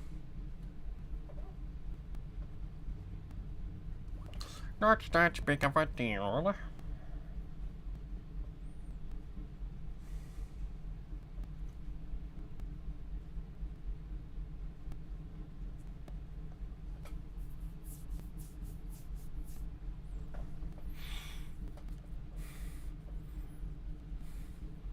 I've also been caught up in playing Wuthering Waves because, I'm not gonna lie, it's 10 times better than Genshin. Like, if you're looking for a more mature Genshin Impact, play Wuthering Waves. 100% a better game. I'm not even trying to like just say because I don't like it, Genshin Impact. I don't hate Genshin Impact, nor do I not like it. I just think it could be a better game. I do. But it's a casual game for like younger people. But this one is so much better because it's not only got more generous devs that actually give a shit about their audience and the game itself, but it's also just better on every aspect. Like, the exploration is better, the movement's better, the gacha is better. Like, okay, here's the thing. I lost my 50-50 on the newest character that just came out. I basically, from the moment the game came out, I started saving. Well, after I got my free 5 stars anyway. Once I got my free Encore, I basically got to saving because I knew Yinlin was coming out in the second half. So I explored the world like I would in Genshin and got way more Primo Gems than I would in Genshin. Or Primo Gems. I got way more, pulling currency than I would ever in Genshin Impact by just exploring the world. Like, it is so much better on every aspect. It's not even funny. Like, I lost the 50-50. Like, when Yinlin came out, I had, what was it, like 11k-ish? Something like that? 12k? Something like that. In Genshin, you wouldn't even get that much by exploring the world. You would get maybe, at most, 7k. Maybe even lower than that, like 5 or 6. Trust me, I've done it. I did it for Dea, and I had to do it, like, hard. I had to do the most ridiculous shit I've ever seen in a game to do it. Ugh. And even then, I still didn't have enough, so I had to do some, But yeah, this just proves the game's better. You can get more currency by just exploring and doing what you would normally do in the game. Like, it came from doing quests, it came from doing the side quests, it came from just natural exploration, opening chests, stuff like that. Not to mention the artifact system. Genshin is a gamble. Not only does it cost you resin, but it also is just a humongous gamble with like very little odds. In this game, the artifact farming system is free. There's no resin needed. The monsters that you go around and beat up and kill, they drop these things called echoes, and echoes are literally your artifact system. These things can be farmed endlessly. There is no peak. There's no limit, so far as I know. And not only is it better because it costs nothing, it's also good for you because it teaches you how to fight. In this game, you need to know how to fight. Otherwise, you are so screwed, it is not even funny. Like, that's one thing about Kuro games that I've always noticed. The other game that they have, Punishing Grey Raven. I played that game before this one, just to get a feel. And the combat in that game is very good. But in this game, it's very similar because you need to know how to dodge, you need to know how to parry, you need to know how to do your right combos to get the most damage. It's just done way better. Not to mention, the weapon banner in that game is just phenomenal. Because there's no, you need to lose these two 50-50s in order to get the weapon. No. You're guaranteed 110%. There's no 50-50s. Well, there is on the character banners, the limited character banners. But at first, when you join the game and you have your beginner banner and you have the free 5-star banner, it is free. Like, once you hit 50 pity on the beginner's banner, you get a random 5-star. For me, it was Encore, and I do not regret getting her at all. She's really fucking good. Like, if you have a character, if you have like if you need a fire DPS, pull for fucking Encore. Man, she's fucking good. And then, because of Kuro Games, not polishing the game very well, they give you a free freaking 5-star to select. You get a free 5-star. Like, Genshin has never done anything like that, except for Aloy, and that was only if you joined in 1.0. Like, you had to join within 1.0 to 2.0, I think. And if you didn't, you never got an Aloy. And Aloy sucks. Anyways. So, yeah, I got Verena, 110%. With my free, I got Verena. Verena is busted. She is like, what's a good healer in Genshin Impact? There's a lot. The best healer in the game is Kokomi. 110%. It's Kokomi. She is not as good as Kokomi, but she has consistent healing. Not only that, she doesn't need to be on the field that much. The only thing that is really that you would need her on the field for is intro and outro skills, which what intro and outro skills are in a nutshell is QTEs that give you benefits. So for Verena, I think it's her outro skill that does that. Intro is when they come onto the field, outro is when you switch. So onto the field, out of the field. I think it's her outro skill that gives a 20% attack bonus, if I remember correct. So you want her to be intro, outro, gone. Then switch to your DPS and just kill everything. Not to mention, the fucking MC in this game gets 1, lines, 2 is actually fucking good. Well, I say that with a freaking grain of salt as far as the one you get at first. That would be the spectacle one. But, is it spectacle? Spectacle? My god, I can't fucking talk. Spectral. It's spectral. It's the yellow one. The one that looks like Geo. But, then there's the, god, what am I talking about? Oh, Havoc. Havoc, MC, way better. I loved Wuthering Waves when I had it. It was super laggy, so I couldn't play much, but at the time I hope to get it again soon. Okay, what was your settings on? And more importantly, how old is your phone, if you were using a phone? Because here's the thing. It's like a lot of people are giving shit for a game on launch having problems. I'm like, no game is perfect at launch at all. Genshin had its issues too. Any game with like servers in an open world, a lot of data and a lot of like what's the word I'm looking for? What's the word?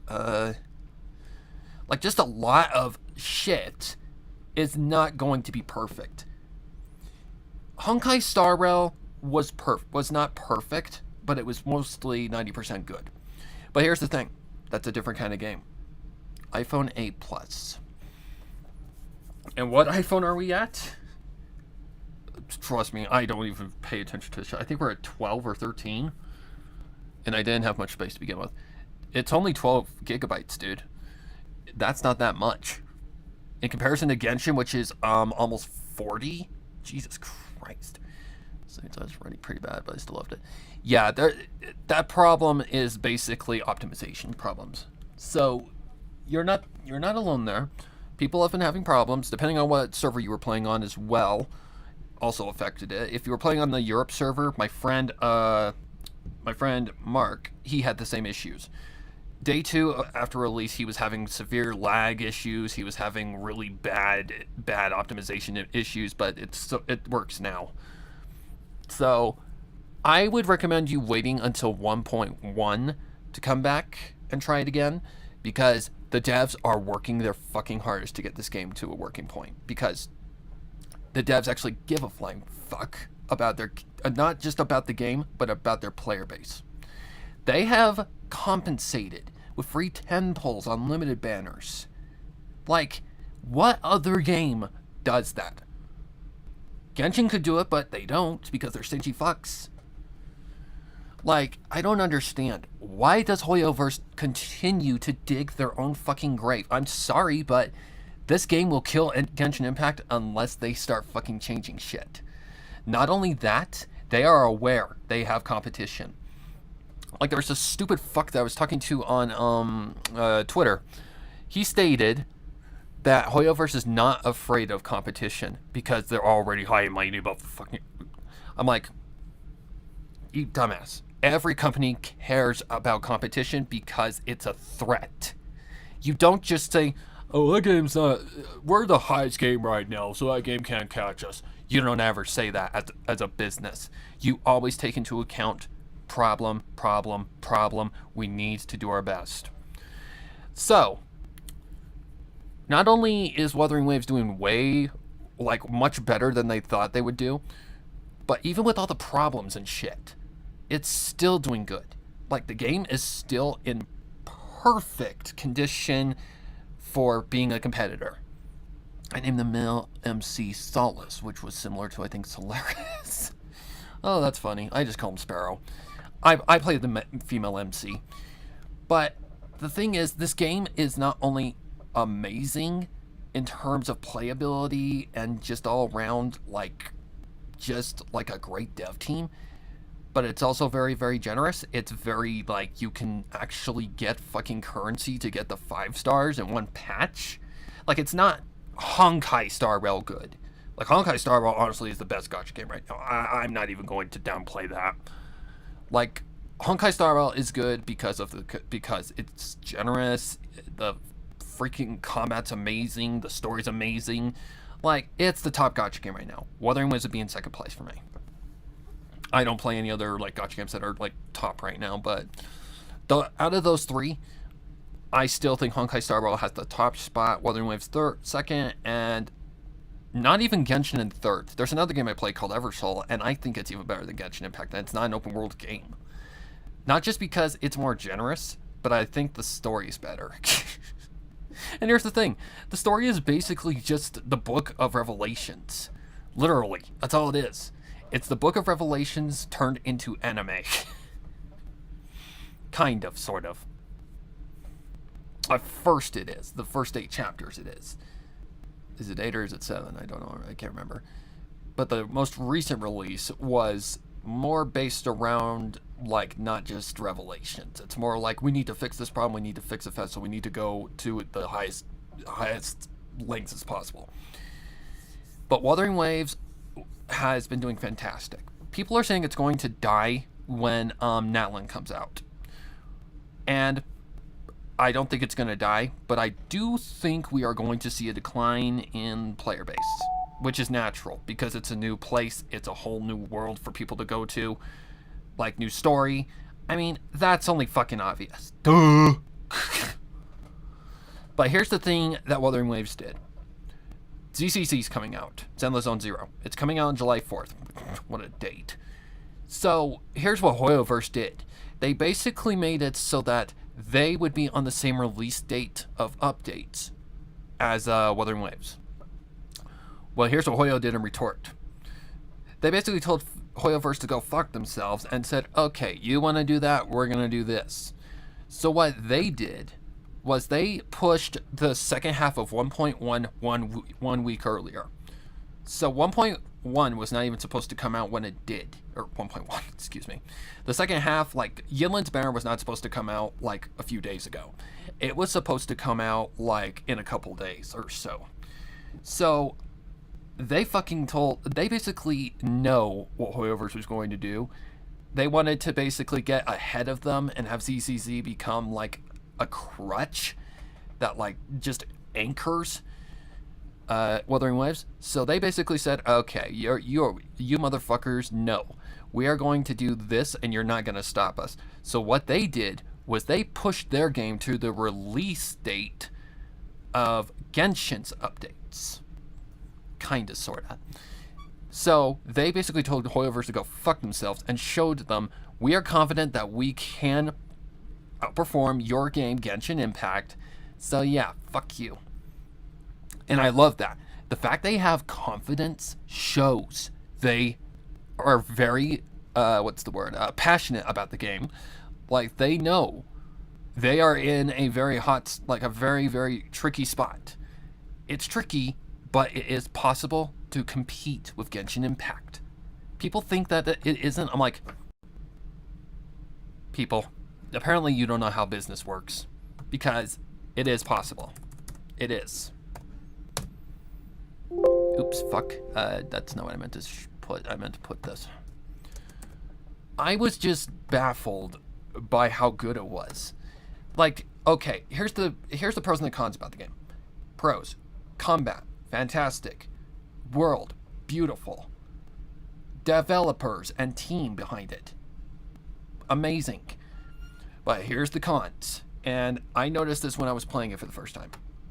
And these are very, very tiny nitpicks, because it's something that happens with every fucking new game. Whoa, where am I? Every game has these issues, and they work to optimize them, unless you're Genshin Impact, of course. But the biggest cons that I had with the game, optimization, which is like the lagging and shit, but they're working to fix that, and it's slowly but surely working. Second, voice acting. The voice acting for some characters is very fucking weird. Yang Yang is the first one I can really think of that is the worst one. But here's the thing. When they went a little deeper into why it sounded so awkward, it's because Curl made a dumb mistake. Like, they made a dumb decision. Basically, they wanted all UK voice actors because the UK is closer to China. So basically they said, okay, let's use the UK voice actors because it's closer, we can get to them a lot more faster, you know, blah, blah, blah, blah. So basically that's the thing. But what that caused was this. UK voice actors had to basically brute force an American accent, even if they weren't like really acquainted with an American voice accent. An American accent? Why the fuck did I say that? So what happened was they weren't in a comfort zone, and therefore the delivery was kind of weird. I've done this before, so I know exactly what's going on. If you try to do something you're not comfortable with or have never done, excuse me, then there's gonna be a problem. It's not gonna sound good at all. And that's why the voice acting sounded so weird for Yang Yang. Like, I don't know why Kuro made that decision. It sounds horrible. But some voice actors did a phenomenal job. Fucking Scar's voice actor is amazing. Like, he's the best part of the 1.0 story. 100% the best part. That and the one chick, Camellia, I think is how you say her name. She is 100% one of the best parts of it too. That ending. Okay, here's my biggest nitpick with the story. I think they rushed it a little too far. Because here's the thing. If you want a finale to hit hard, like how, you know, Honkai Star Rail's finale in Penacony hit hard, like a fucking bam, right to the freaking heartstrings, you need to make the characters close. They have to feel like they're part of the story now. They're part of your alliance to fight against these things. Wuthering Waves failed at that. Because here's the thing.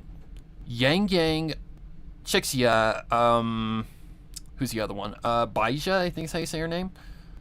Those three have very little character development in the story at all. And that's the biggest problem. That's why it doesn't feel like it was done correct. But that's just a small nitpick for me. Personally, I think the characters need more development.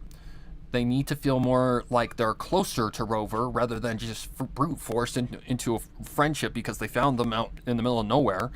I really just think that was the problem. But the final battle, the finale was fantastic. The only thing I wish I didn't do was they baby fed you, basically. They baby fed you the 5-star character, la la la la la, but I understand that's for marketing. They want you to feel the character, they want you to pull the character, yada yada yada. But altogether, the story for me is about a 7 out of 10 so far.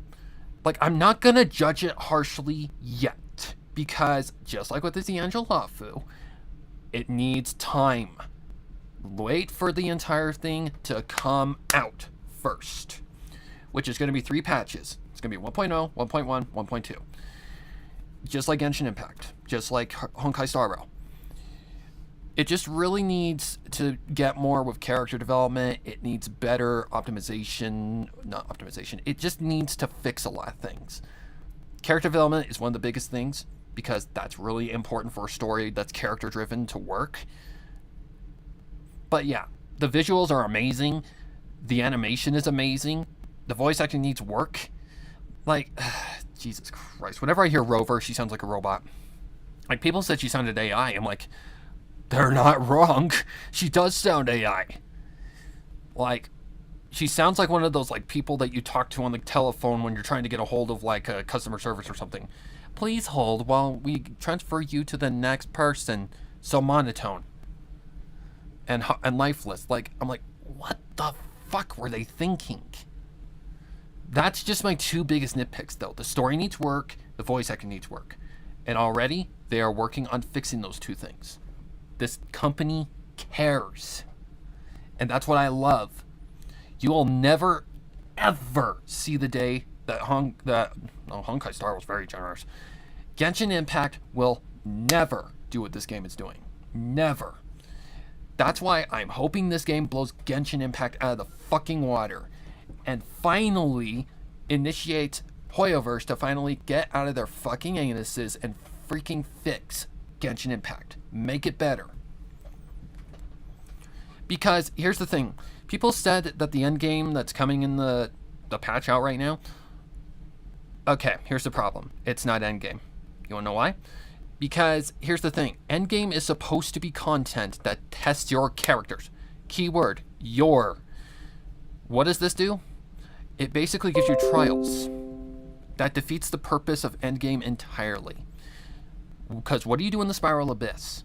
In Spiral Abyss, you make a team out of your characters only to build around a team comp that's going to kill these things. What does this do? It cripples, or it doesn't cripple, it baby feeds you. It's like, oh, you having trouble here? Well, here's a character that's going to help you.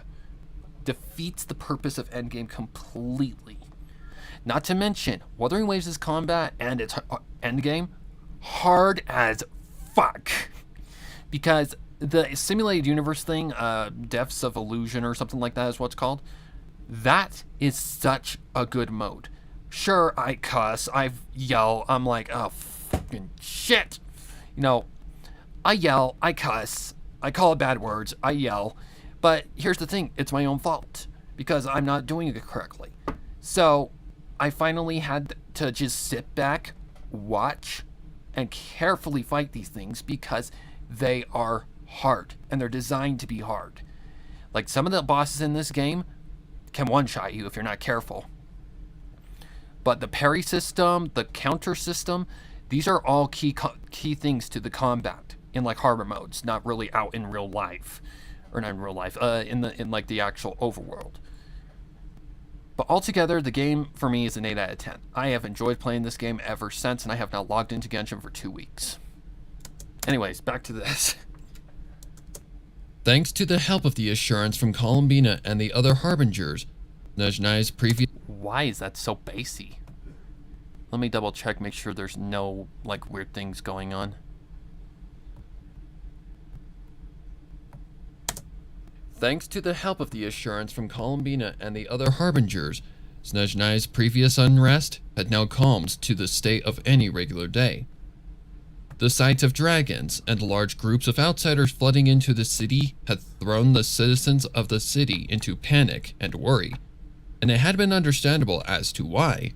Therefore, to assure these strangers infiltrating their home were not malefic, the Harbingers had made an announcement that they were allies of Snezhnaya that had come to assist the Tsaritsa with matters regarding the war. Okay. ZZZ is kind of cool. I'm not going to play it, but the characters look well designed. Here's my problem with ZZZ. Okay. ZZZ, it looks good, but here's the thing. It's not my thing. It kind of looks like they're trying to copy Wuthering Waves, but it's also kind of like Honkai Impact 3rd. The whole thing with like the furry kind of crap going on, not my thing. Not my thing. Sure, the characters are, you know, attractive and shit, but it just doesn't look like my thing at all. Will I try it out? Probably not. I might in the future when I get maybe another phone that can actually support the space, but altogether, I just don't think it's my thing. It looks good, but not my thing. Plus, I've heard bad things about it that just don't sound fun at all. Like the thing that everybody you know says is bad about it is that TV minigame thingamajiggy. I don't want to deal with that. If that's a thing, I don't want to deal with that. Like, just give me a fucking game where I can play and beat the shit out of bosses and enemies. Let me be. You know. But it's such a shame that you had to leave Wuthering Waves. But trust me, come back in about maybe 1.1, and it should probably be better by then. And that's going to be, I think, on the 28th, if I'm not mistaken.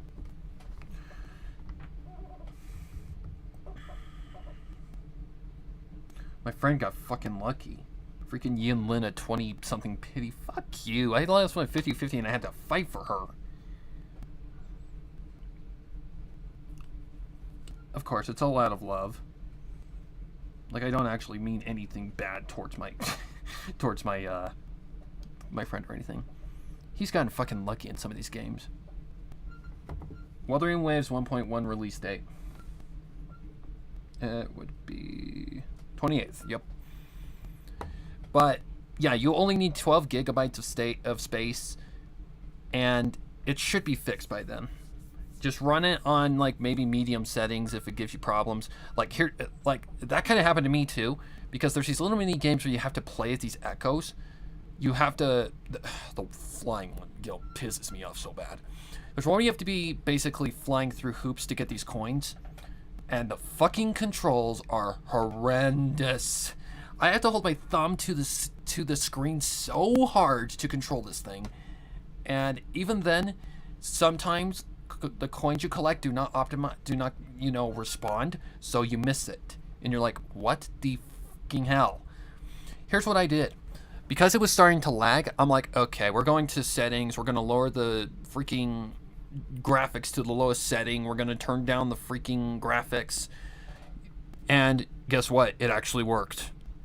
Unbelievably, it worked. Yep. Shocked me, but yep, it worked. But those fucking minigames, please, for the love of God, Kuro, fix those fucking controls because they suck. Way too sensitive.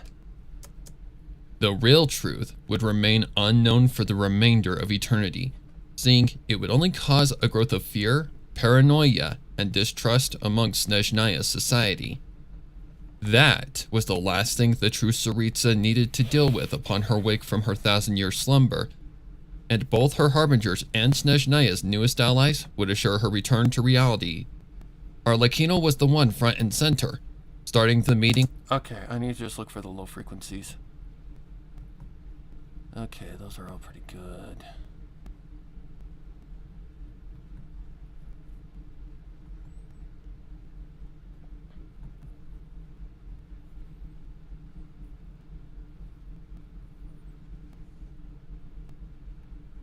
What is that? Oh, I think I know what this is. Yelan!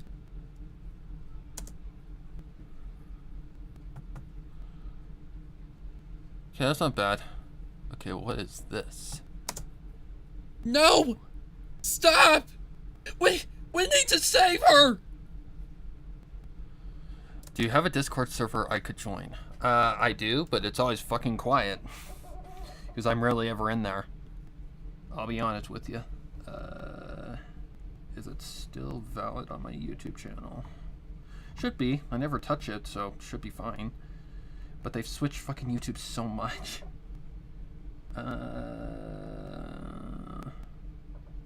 Membership. No, that's not where I want to go. Shit. Did they fucking change that? No, membership.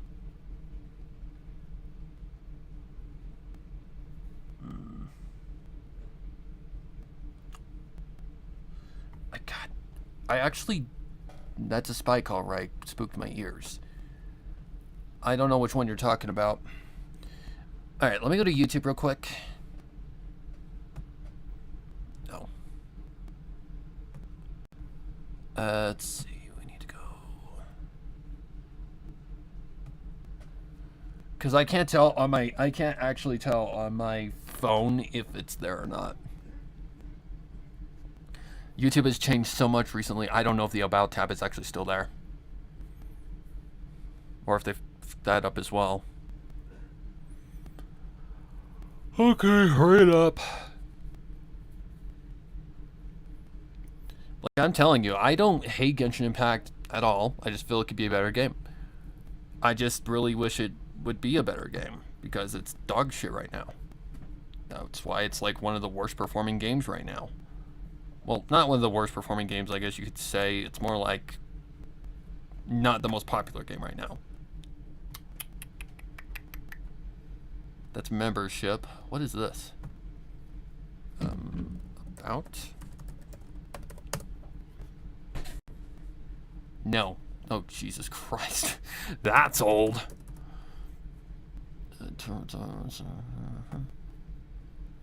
Aha, there it is. There it is. That's my Discord account. Yeah, just add me on Discord. Let me grab that real quick. Let's see. Just add me on Discord, and I will do it from there. Oh God, now they've really fucked it up now. Cause I think. Oh, wait. Is the link in there? No, I think I took it down for a reason. Yeah, I think it was because we were getting weird raids or something like that. I can't remember all that much. Hopefully that still works. I haven't really touched it in so long.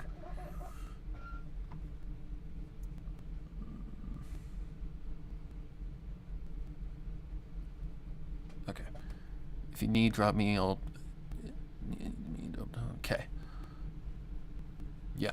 God, let's get out of that fucking memory. Jesus Christ. Back when I was still trying to find my place on YouTube. Alright, anyways. Also, which one were you talking about? Were you talking about, where'd it go? That one? Is this what you were talking about? This big one right here? The one where they yell Yelan at the same time? Yelan! Doesn't hurt my ears. Yelan! Yeah, that don't hurt my ears at all. Plus, it's gonna be mixed and all that stuff. People who Discord raid make no sense to me. They just do it to be assholes. Whoa. Easy there, Tiger. Okay, what do we got? Okay, stuff like this. This is what I want to check. No. I need to. She couldn't move and was so impacted by the explosion that she couldn't focus. She attempted to crawl, but Kuching's weight anchored her on the snowy ground. I can't. Those were her last words before she succumbed to the injuries she'd taken from the explosion. Injuries that she wasn't even aware of due to her adrenaline coating the pain. However, before her vision went black, Ganyu spotted something through her blurry vision. I accept your The sight of black boots approaching her, and a devious chuckle that echoed in her ears endlessly. Oh shit, oh shit, oh shit. Sleep, little lamb. Okay, that'll work. That reminds me of the scene in Spider-Man where he goes, Sleep. Or more on point, wake up, little spider. They could not have chosen a better Green Goblin than William Dafoe's. 34. EQ, clean. It just says Primordial 1. Yeah, it just says Primordial 1. Okay, how do I do this again? See, it shows you just how much I do this. Okay, where did you go? That's interesting. Oh, copy link. There we go.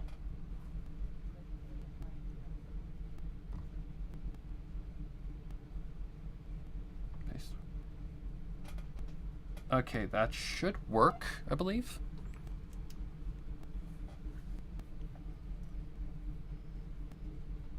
Hopefully that works.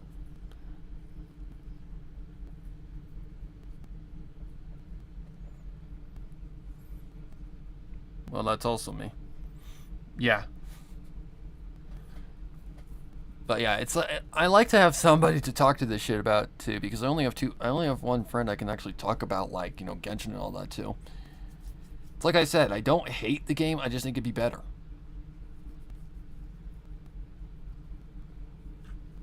Shit. And I just feel Hoyo versus shooting themselves in the foot, just doing what they're doing. But I understand, they were at basically a point where Genshin was the top dog of games. Then along came Honkai Star Rail, their own game, to take the top spot, and now along comes another company to take the top spot. And it is at the top spot right now, because Genshin is in a dead state. It's always like that, though, after, you know, a conclusion to a region's story. Like, I know for a fact that's how it is, because it was the same way after Sumeru was done. Ugh, so many freaking patches of just dry content. But here's the problem with that. Honkai Star Rail. After Belobog concluded, or the Xianzhalafu, which one you want to go with, no patch was dry. Not one patch was dry. Maybe the closest one to being dry was maybe the one where Huahua came out, but still had fun content. As for Genshin, yeah, it's dry as shit. Like, I have no desire to log on to the game and do my dailies, because I'm just gonna go talk to the same fucking 4 people that I've talked to over and over again, kill the same freaking monsters I've killed over and over again, and yeah. Like, if Genshin would make Hilichurls, like the artifact system, oh my god, the game would be much, much better. So, yeah. But I just don't see that happening. I don't see it happening. Because it kind of fucking sucks.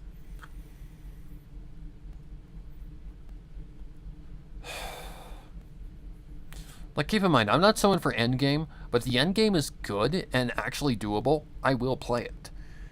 It's like yesterday, I wanted to be pure fiction in Honkai Star Rail. It's one of the endgame modes. After I finally built a character that I should have built a long time ago, but because the game gave me so many 5 stars at the beginning, I kind of lost track. I managed to beat freaking pure fiction with all stars. In Genshin, I still have not cleared Abyss. Well, I have, but not with all 36 stars. I've cleared it with 369. That would be 1, 2, 3. So 888. No. Why can't I fucking think? 28. I gotta think here. What's 36 minus 9? 6, 7, 8, 9. That'd be 27. 30. I've completed it with 30 stars because I've managed 1 star in each floor. But other than that, yeah, the game has... Abyss just feels way too fucking hard and like whale content. Because there's just some bosses that are way too needy for certain teams. Like, that's why I don't play Abyss. It's not doable unless you like spend $100 every fucking patch. Honkai Star Rail, I rarely ever have to do something like that. Ever. I've spent like 2 times in that game. 2.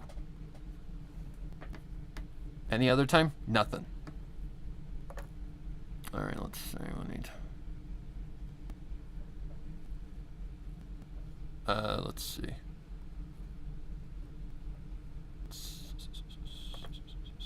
Alright, now the long one. Now the very long one. TBOIL chapter 35.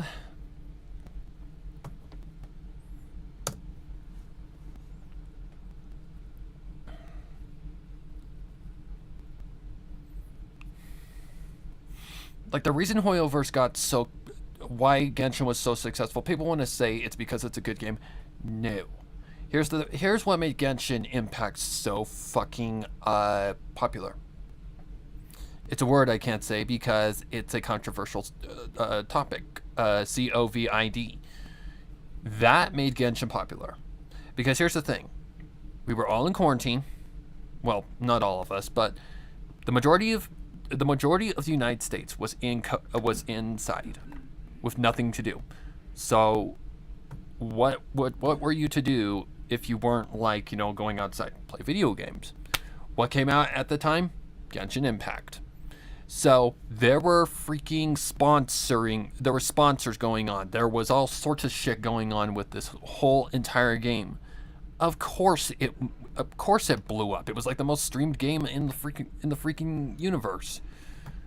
So yeah, that's what made Genshin Impact popular. If COVID didn't exist, it would have been a whole different case. Would the game be popular? Not as much as it is right now. Not even close.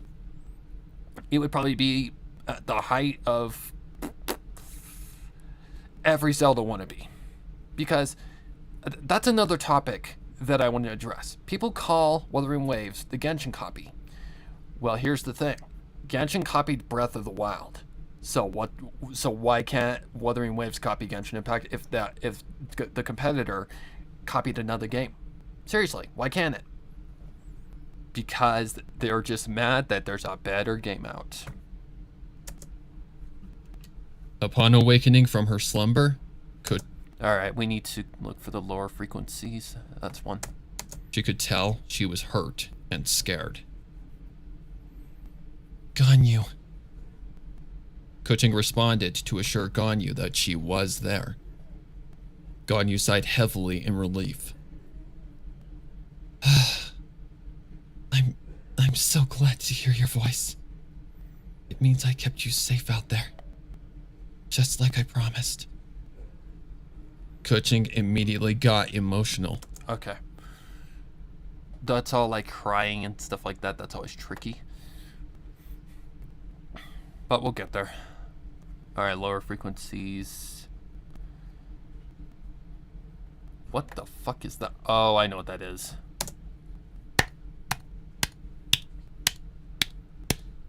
Nothing escapes the eye of the former Yu Hong. That's me clapping. Okay. I think that the part where lower frequencies come in is towards the end of this. The majority of all this stuff is like just the doctor yapping. Ganyu! No! Please! I love you. Ganyu! Ganyu! Why does that sound like Shaggy? Zoinks! Zoink scope! It'll be a lot more emotional when things are added and stuff. At the close of her farewell, Ganyu's body disintegrated. You son of a bitch! You said you'd let her see her family again! How could you rob her of that? I simply underestimated how far the roots of her power went. He replied casually. I truly am sorry for your loss, but do not worry about your separation for too long. Soon. Okay. Those are definitely going to have to be played with. But that's not too bad. Alright. So, it is as thyself feared. The beast spoke with sorrow. I am dearly sorry, child. Kuching didn't speak and just collapsed to her knees in tears, turning away from her company to just cuddle herself in a fetal position. There's no need to be. She responded, we never stood a chance in this world. One doesn't believe that's true, nor is it too late to save the world. Kuching didn't even budge, her only wish being for death to greet and free her. What's the point? Without Ganyu, there's no point in living anymore. It's best to just go to sleep and never wake up again. At least that way, I don't have to fear losing anyone or be in any pain. One understands you are in much pain, but there's still hope. No! You don't! She snapped, turning back to face her company. Nobody does. Except me. Her emotions were raw and painful. Nobody does. Except me. Her emotions were raw and painful, and it was clear that they were coming from a place that except me. I think I can live with that. Her emotions were raw and painful. Okay. Oh, that's cool. I run Toll friends all the time when I go to Walmart. Friends that I'd known for half my life. I lost my home and friends that I'd known for half my life, while nearly losing my life in the process.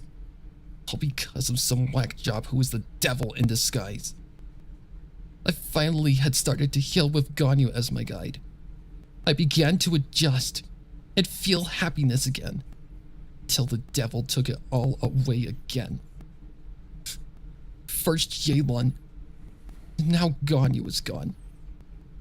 I can't do this anymore. I can't take the pain. She wasn't just hurt.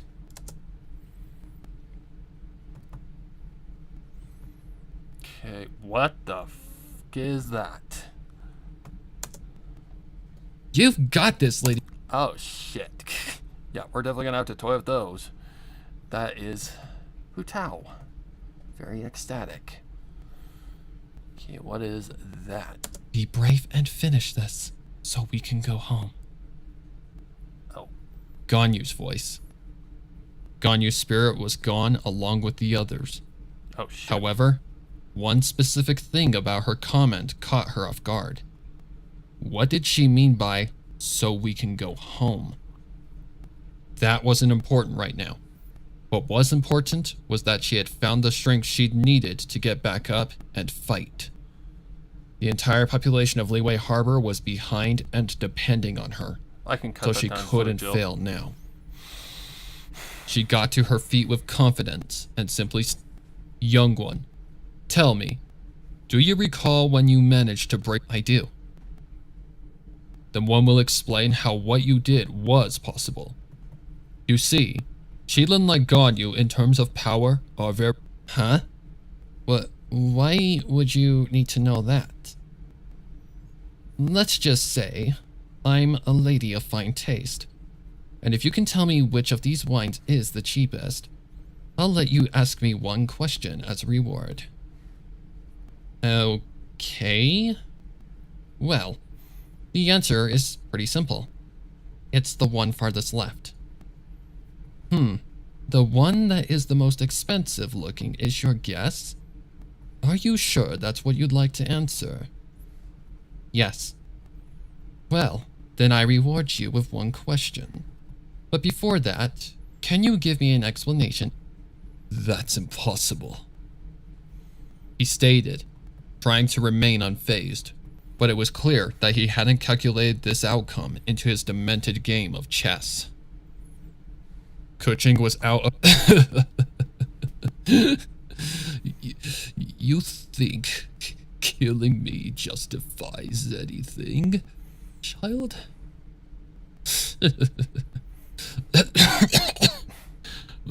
But by killing me, you're betraying the existence of Tevat. If you kill me, you'll be nothing but a traitor to everyone in this false world. Kuching didn't even flinch. While the celestial gods did do wrong in taking power that was not theirs to take, with her words said, she approached her enemy for one last time, saying only one thing before declaring her victory. Checkmate. With one swift strike, Kuching ended the doctor's life. Can you hear me? Okay. Can you hear Miss me? Kuching, after the Archon War. Paranoid. Sad. Lost. Miserable. She'd already lost the... more than you can imagine. She answered. Could you point out your injury? He requested. Jing can heal your wounds. No, Sir D-Luke. She responded. The pain I'm referring to is not one that can be healed by any elemental energy. At first, he was confused, up until he caught on, noticing the absence of Ganyu. I am so sorry, Miss Kuching. He consoled. I wish I had been here to protect her. It's not your fault. She replied sadly, getting up from the floor and hanging her head in defeat. Everyone did what they could, but in the end, it was my responsibility to keep her safe. Fate had other plans, and there's nothing anybody could have done. Nobody said a word. It was as quiet as a ghost town in the bowels of Frostcap Island in their hour of victory. And it was... Well, Miss Kuching? Of course. She answered with a hint of curiosity. In her current state, she'd usually refuse answering indeed, considering you didn't come with us here, and unless you just happened to be here for months on end, you should have perished the night Liyue Harbor was attacked. She explained. An astute observation, he replied. Oh, did I? I'd expect nothing less from the former Yuheng of said city, as much as the fact that I'm sure you have many questions. She nodded again, to which Zhongli knew his hands were tied. How would he explain how he somehow had managed to avoid half a year's time of war and make it sound realistic? There was no reason to lie to her, so he spared her any troubles. First and foremost, my identity. I am not a human being like you, nor have I ever been. I am the Lord of Geo, or Morax, and I've secretly watched over Liyue even after my death at the Rite of Dissension. Kuching's eyes bulged. Now his presence in Snezhnaya made sense, seeing he had been locked away with the Adepti, having been used as a battery for the Doctor's twisted schemes. She had no clue what to say or do. An expected response, he said. I suppose that's something that even someone of your stature would have a hard time accepting, but it's true. I am Morax, and have been among you from the moment you stepped foot into Liyue Harbor. I had my suspicions, but never expected them to actually be true, she answered. However, If you're revealing this to me, a mortal, then you must have something important to say.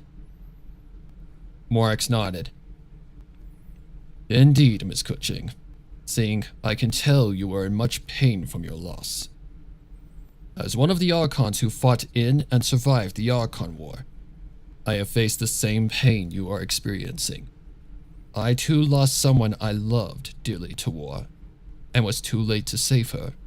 But I don't think it's too late for you to suffer as I have had to for centuries. Cushing's eyes bulged again. Was he saying that it was actually possible to save Ganyu? How was that even possible? She questioned. I literally saw her turn into ash. Because I sense Ganyu's power still within you. An essence of her life that might be enough to give her life again. Cushing's heart began to race, and tears began to fill her eyes. She suddenly remembered something that seemed off in the other realm where she encountered the Qilin god. Be brave and finish this, so we can go home. Those had been the words that Ganyu had said to her. But how was it possible that her life force still remained when it was all taken by the doctor? Morax answered her question. I still remember the night I found her crying in that camp. Ganyu has faced many challenges, learned from them, and done her best to save everyone. She has cried many tears, had many sleepless nights, and has lost many people she loved and cared about dearly. However, in my years in Liyue Harbor, I had never seen her more happy than when she met you. It was as if some void plaguing her heart had suddenly disappeared, because after the day she met you, she started to no longer have frequent nightmares, experience flashbacks to the Archon War, and began to smile again. You were the thing that gave her light in the darkness again, Miss Cushing. And I believe that when you two became one, she gave part of herself to you as a commitment. A piece of herself that would forever intertwine your souls till the end of time. Everything that happened in the other realm was starting to make sense. The power that the Qilin had released had not been a result of Ganyu's genetics, but the part of her that she'd given Cushing the night they became lovers. The energy she'd used to kill the doctor had felt as if her beloved was next to her because she had been there. She began to cry again, knowing that Ganyu had truly never left her, and that their love was absolutely true. I understand now, Cushing said through happy tears. That familiar feeling when I struck down the doctor. It was the piece of her that she'd given me. She was there. All along. That definitely sounds like her. Hang on, I need to go back for a second. Where did you go?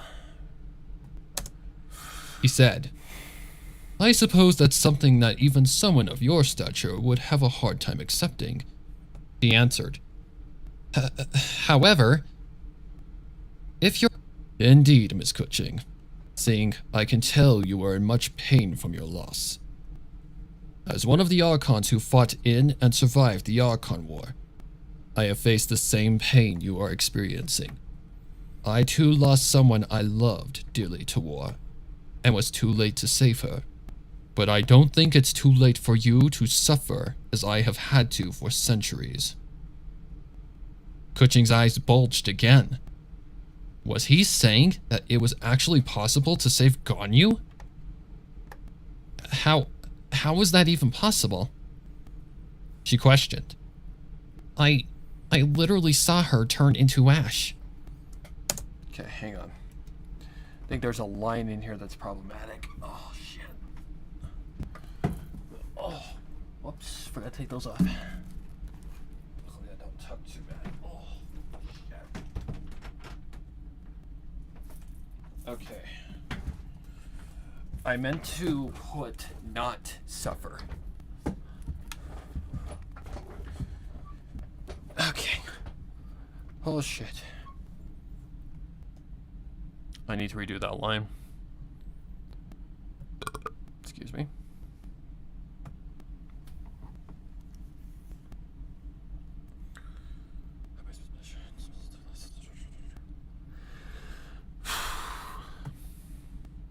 See if this might work.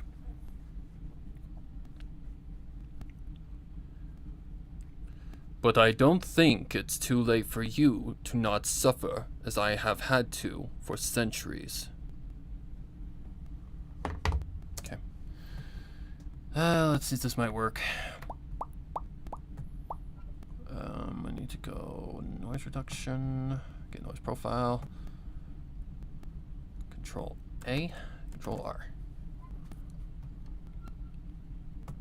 But I don't think it's too late for you to not suffer as I have had to for centuries. Okay. Let's see if we go something like this. MP3. Oops, I did it wrong. File export selected audio. Oops. Oh wow, I fucked up a lot of times, haven't I? Zhongli.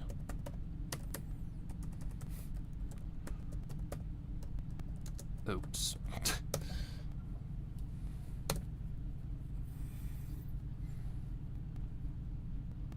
Okay, now I need to go back to the part. You figure out where it is. Indeed, Miss Kuching. Seeing I can tell you are in much pain from your loss. As one of the Archons who fought in and survived the Archon War, I have faced the same pain you are experiencing. I too lost someone I loved dearly to war, and was too late to save her. But I don't think it's too late for you to suffer as I have had to for centuries. Kuching's eyes bulged again. Okay. Let's go something like this. Okay. Add audio clip. Put that on 1. Load sample.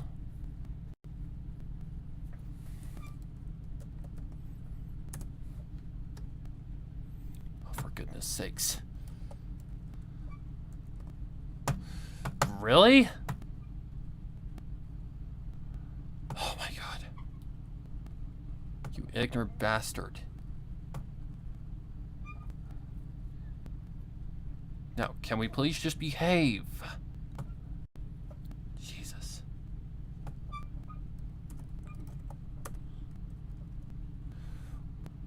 Why? Go away.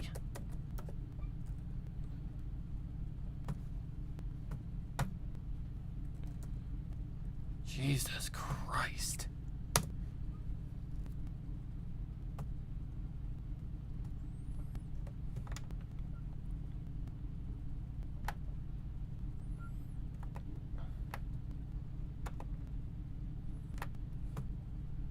Too late to save her.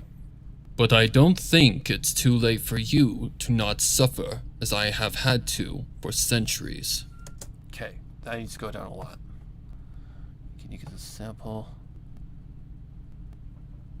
No. Stop. Automate volume. Go down. Right there, it's Too late to save her. But I don't think it's too late for you to not suffer as I have had to for centuries. Kuching's eyes bulged again. Oh, jeez. Too late to save her. But I don't think it's too... It's sharper than shit.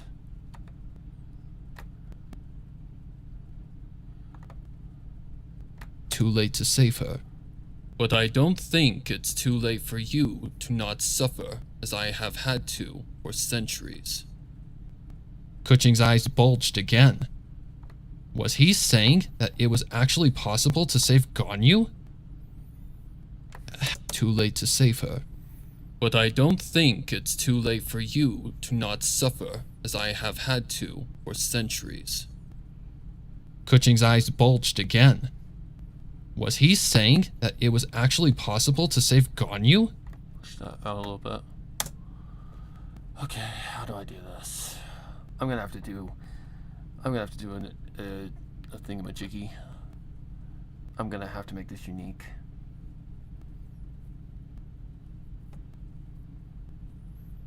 Because I gotta toy with it to make it sound more real. Yeah. Okay, so now I gotta put this on the right track. Oh, God, the things I do, I swear. What is this at? 89.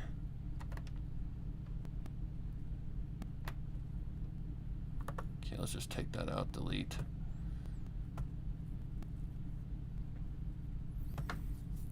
Okay, then on 2.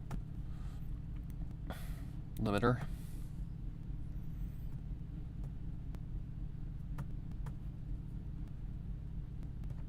Something like that. Okay, let's go. What came next? I think it was this thing. And then the EQ.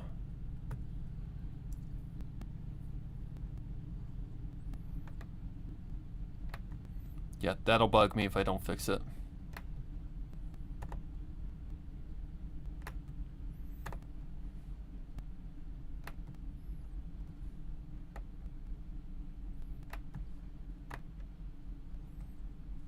Too late to save her. But I don't think it's too late for you to not suffer as I have had to for centuries. Kuching's eyes bulged again. Was he saying too late to save her? But I don't think it's too late for you to not suffer as I have had to for centuries. Okay. Kuching's eyes bulged again. Too late to save her. But I don't think it's too late for you to not suffer as I have had to for centuries. Kuching's eyes too late to save her. But I don't think it's too late for you to not suffer as I have had to for centuries. Kuching's eyes bulged again. Tricky. Was he saying that it was actually possible to save Ganyu? Too late to save her. But I don't think it's too late for you to not suffer as I have had to for centuries. This is gonna drive me crazy.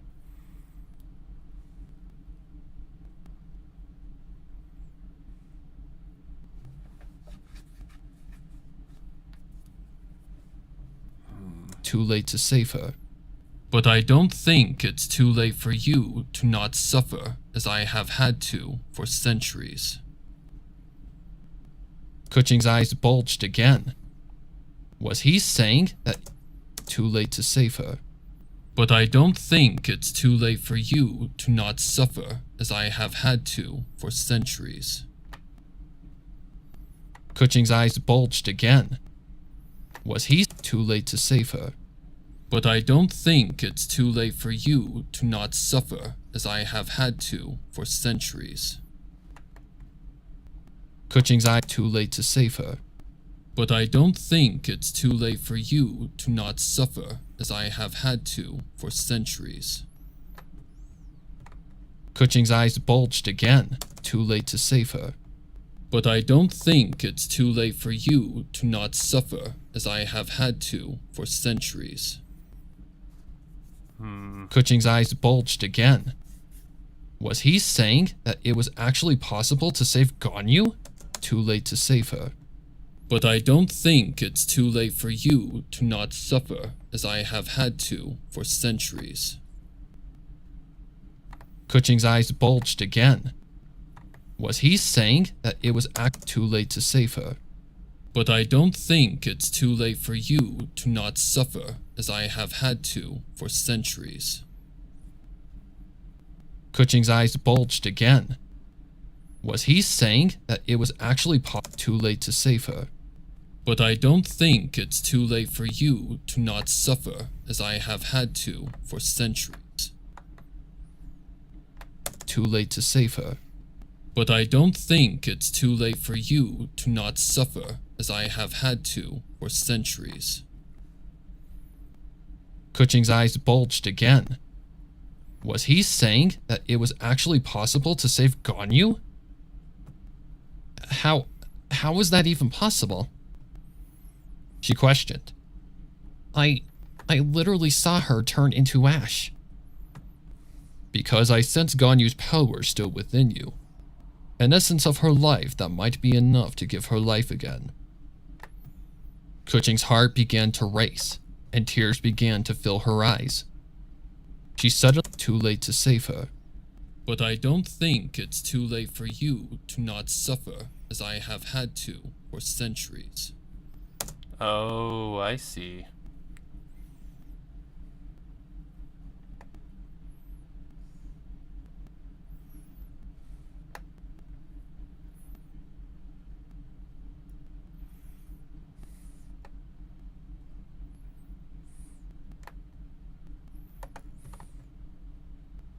Too late to save her.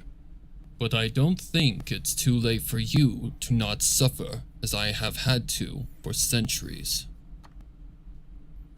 Kuching's eyes bulged again. Was he saying that it was actually possible to too late to save her? But I don't think it's too late for you to not suffer as I have had to for centuries. It's so washed Kuching's out. eyes bulged again. Was he saying that it was actually possible to too late to save her? But I don't think it's too late for you to not suffer as I have had to for centuries. Too late to save her. But I don't think it's too late for you to not suffer as I have had to for centuries. Kuching's eyes bulged again. Was he saying that it was actually possible to save Ganyu? Too late to save her. But I don't think it's too late for you to not suffer as I have had to for centuries. Why is it so washed out? That's so weird. Too late to save her. But I don't think it's too late for you to not suffer as I have had to for centuries. Too late to save her. But I don't think it's too late for you to not suffer as I have had to for centuries. Kuching's eyes bulged again. Was he saying that it was actually possible to save Ganyu? Too late to save her. But I don't think it's too late for you to not suffer as I have had to for centuries. Kuching's eyes too late to save her. But I don't think it's too late for you to not suffer as I have had to for centuries. That's all it's gonna get right there. Kuching's eyes bulged again. Was he saying that it was actually possible to save Ganyu? How was that even possible? She questioned. Be brave and finish this, so we can go home. Those had been the words that Ganyu had said to her. But how was it possible that her life force still remained when it was all taken by the... I was there. All along. That definitely sounds like her. Morax added. As if fate had predicted it, Ganyu gave you the key to victory. Now, I ask you, Miss Kuching, are you willing to give up that power to bring Ganyu back? She gasped and smiled at the offer. I am, Rex Lapis. She answered without hesitation. While happiness is eternal.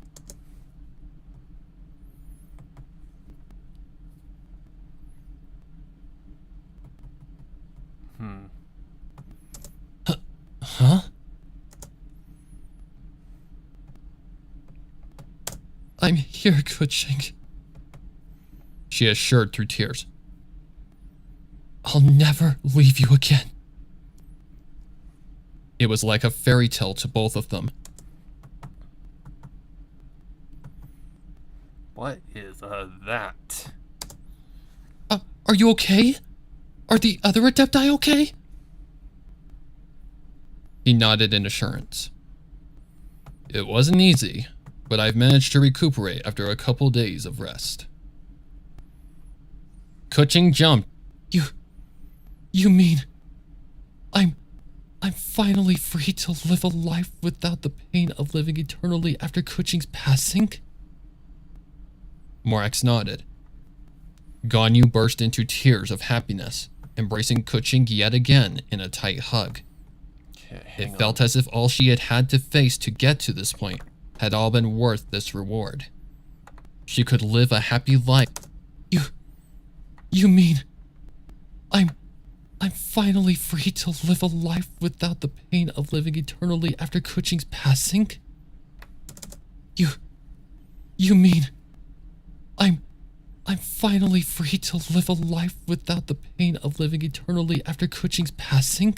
That'll work. Morax nodded. Ganyu burst into tears of happiness, embracing Kuching yet again in a tight hug. She thanked. For what? I did nothing but guide you and give you advice on the long road to this point. You replied. You have found your own way, Ganyu, and have fulfilled the contract I assigned you all. Yes, sir. She agreed happily. However, at this point, my devotion to protecting this world has gone beyond that contract. I will continue to fight for the world and people I love, and that's my vow as a being in this world. And I'll be right there with you every time. Kuching added, taking Ganyu's hand in hers tight. Morax just nodded with a smile, a light chuckle escaping his lips. If that's what makes you happy, I'm all for your choice. He agreed. Now, let's get out of here and show everyone that you're all right. Ganyu and Kuching nodded. Okay, it's good to go.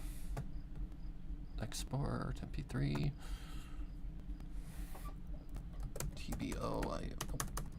TBOIL chapter 35, I think. Yep. Oh my god, can I spell, please? Jesus.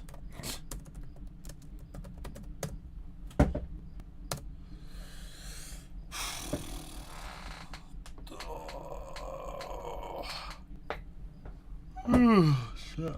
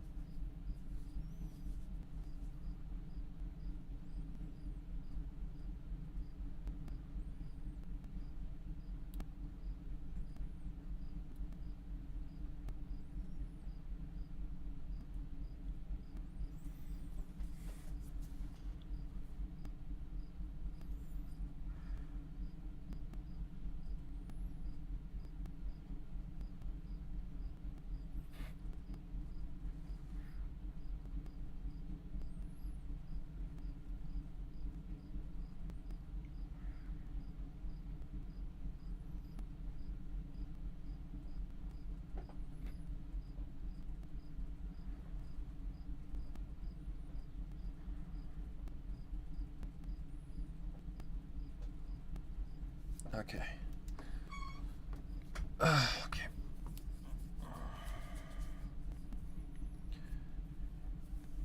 Ugh. One more chapter and then we're done. One more chapter and then we're done, and then we can work on mixing probably within the next couple days. But yeah, I've been enjoying Wuthering Waves a shit ton. It's so much fun. Not just because it's a new game, but because it's just enjoyable to play regardless. Like, even though I've pretty much almost 80 to 90%ed like exploration, it's still enjoyable to just walk around and like collect things. Because if you want better characters, you need better echoes. So, yeah. Not to mention, like, there's just so much more than Genshin offers. Like, I don't know how to explain it, but it just does better than Genshin does. Like, climbing, you can literally run up the freaking mountain. You don't have to worry about that. You don't have to worry about, like, that shit.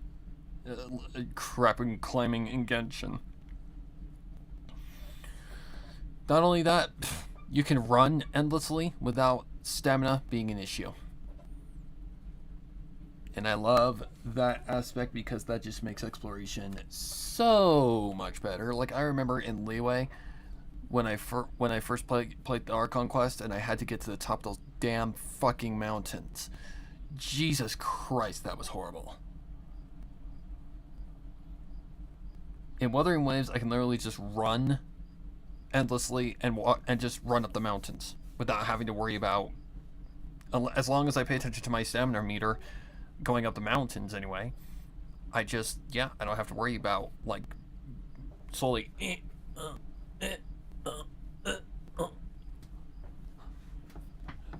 yeah, exploration is just so much better in freaking Wuthering Waves. It's so much better. The next game that I'm looking forward to playing is not DCZ, but Azure Parmelia. It also looks like another Genshin, but a little different. It's not as dark as Wuthering Waves. It looks like very bright and colorful. Like, it looks more like a not so dark version of Wuthering Waves. I'm really looking forward to that one coming out. Plus, you can also like ride dragons and shit. So yeah, that looks a lot of fun. But yeah, limited space, so I gotta choose carefully. Like, I'll come back to Genshin for stuff like 5.0 and all that stuff, just to play the Archon quests and stuff. But other than that, I have no reason to poll anymore. I have no reason to collect the Primo Gems anymore. I just want to do the story, because that's all I really play the game for anymore. I really don't have a reason to poll anymore. I've got 2 strong teams, and I'm good. Like, you just got to come to realize that at some point in a game. Like, when in the game do you have like a complete account, like an account where you can just do anything and not have to worry about it? If you're not an end game player like me, you don't really care about the meta. You just want a team that can kill everything efficiently, and boom, you're done. I mean, basically, the only thing that you need in the game right now is freaking Hyper Bloom, and you're good. And all you need is, like, for those teams, probably, like, a Nahida and a Raiden Shogun. The Hydra unit can be Xingqiu, which is a 4-star, and Kuki Shinobu, which is also a 4-star. So, you don't really have to worry about, like, getting a very meta team anymore if you're just playing casually. Other than that, that's really all I care about in Genshin anymore, is the story. I plan to play the new quest with Dainsleif as soon as I get time. Probably over the weekend. It is the end of the weekend, stupid. Probably sometime over this week, because I want to kind of get everything I need to get done in Wuthering Waves over and done with. Plus, it's not like an event where you have a time period. No, this quest is basically permanent, so I don't have to worry about it going away or anything. From what I've heard, it's a fantastic quest, much better than whatever the hell the Kari Bear, or whatever the fuck his name was. Much better than that. because there wasn't really much in it besides the fact that it told us the story of how the Abyss Order was made. That's it, though. I want Genshin to get back onto the point of what we started with in the game in the first place. We were looking for our sibling. Well, ever since Sumeru, we've kind of gone away from that point, haven't we? Like, Fontaine was nothing related to that. We had Zip in to anything related to that. We learned that our sibling was a we're the descendant. We learned that our sibling wasn't a descendant and they were from Teyvat. But that's about it. Yay. Where's our sibling? Still with the Abyss Order? Okay. Maybe we'll meet up with them on Thanksgiving or something. Like, that'd be hilarious if, like, for like a holiday, they just put their differences aside and got together and just did things, and then at the end of the day, okay, we're back to being enemies again. That'd be hilarious. Kind of reminds me of that war that the British company, I can't remember their name. The one about the war on Christmas, like this two sides enjoyed Christmas, not as enemies anymore. Yeah, it was an advert, but yeah, it's actually based off a true story. But we need to get back to that and quit just putting these like characters in the spotlight. Like, okay, I love Farina. Farina was a fantastic character. All of Fontaine was great.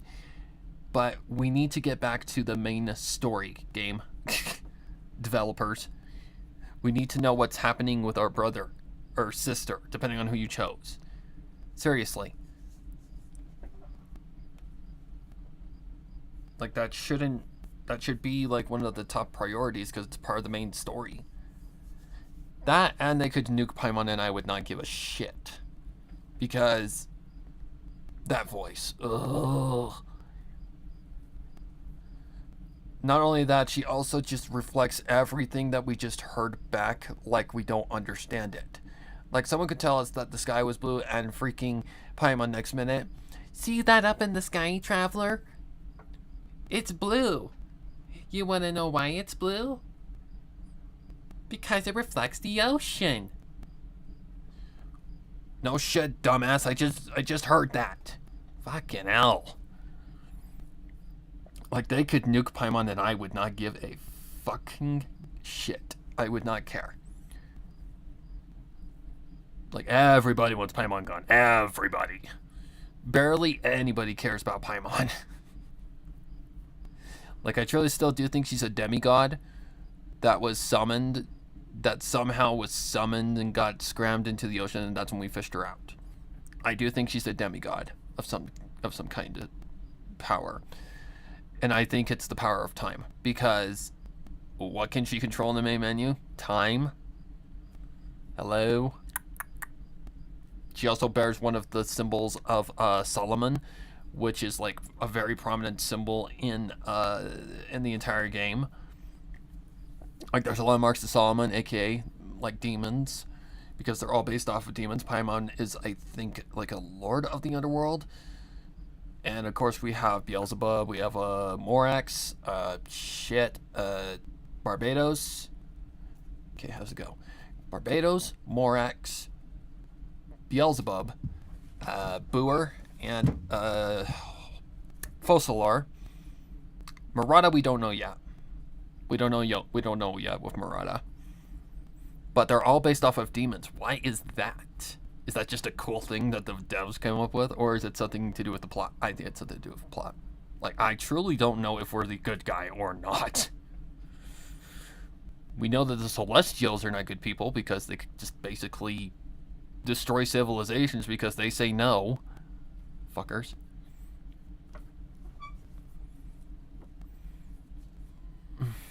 But yeah, Genshin is just not what it was when I first started. When I first started the game, it was beautiful. It was like magical. It was something that really felt like it had love in it.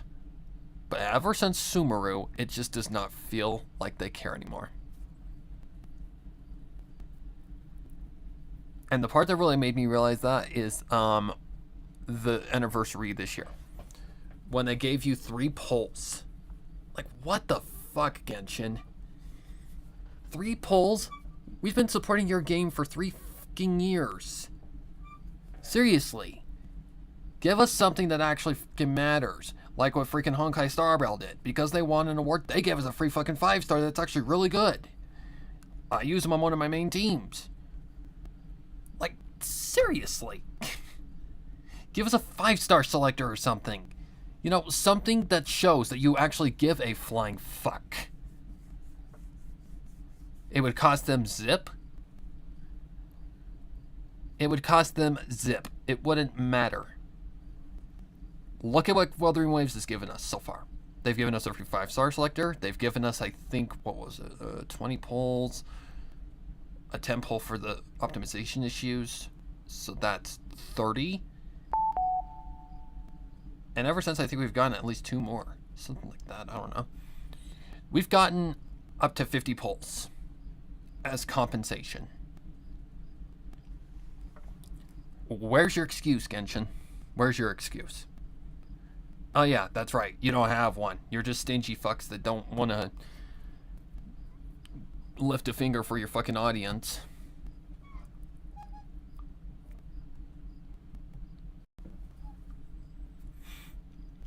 Like, people argue that they don't deserve anything. They don't owe us anything. Like, yes, they do.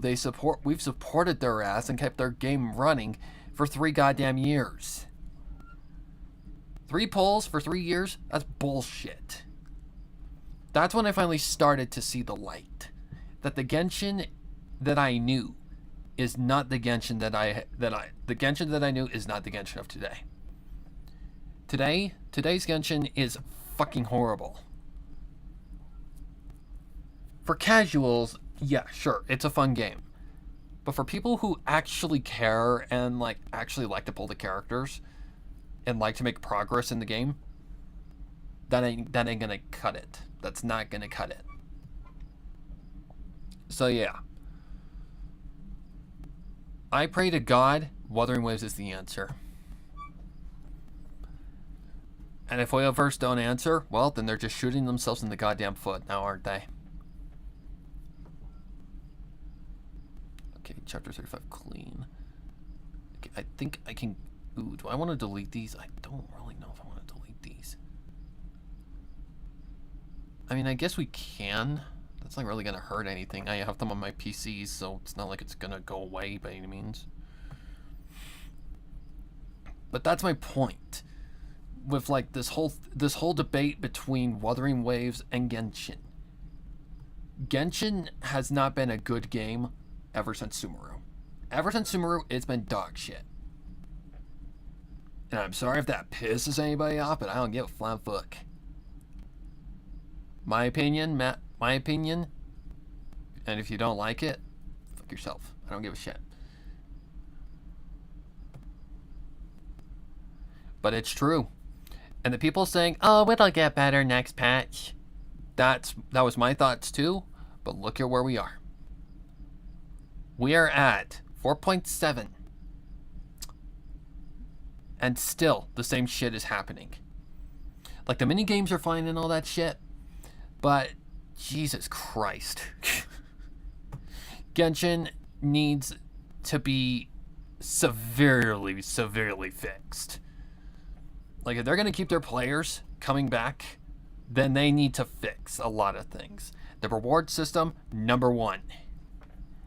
Because in Wuthering Waves, if you open a chest that's even common, you get 10. 10 of the shit you need to pull with. What do you get in Genshin? It all depends. Common chest, 2.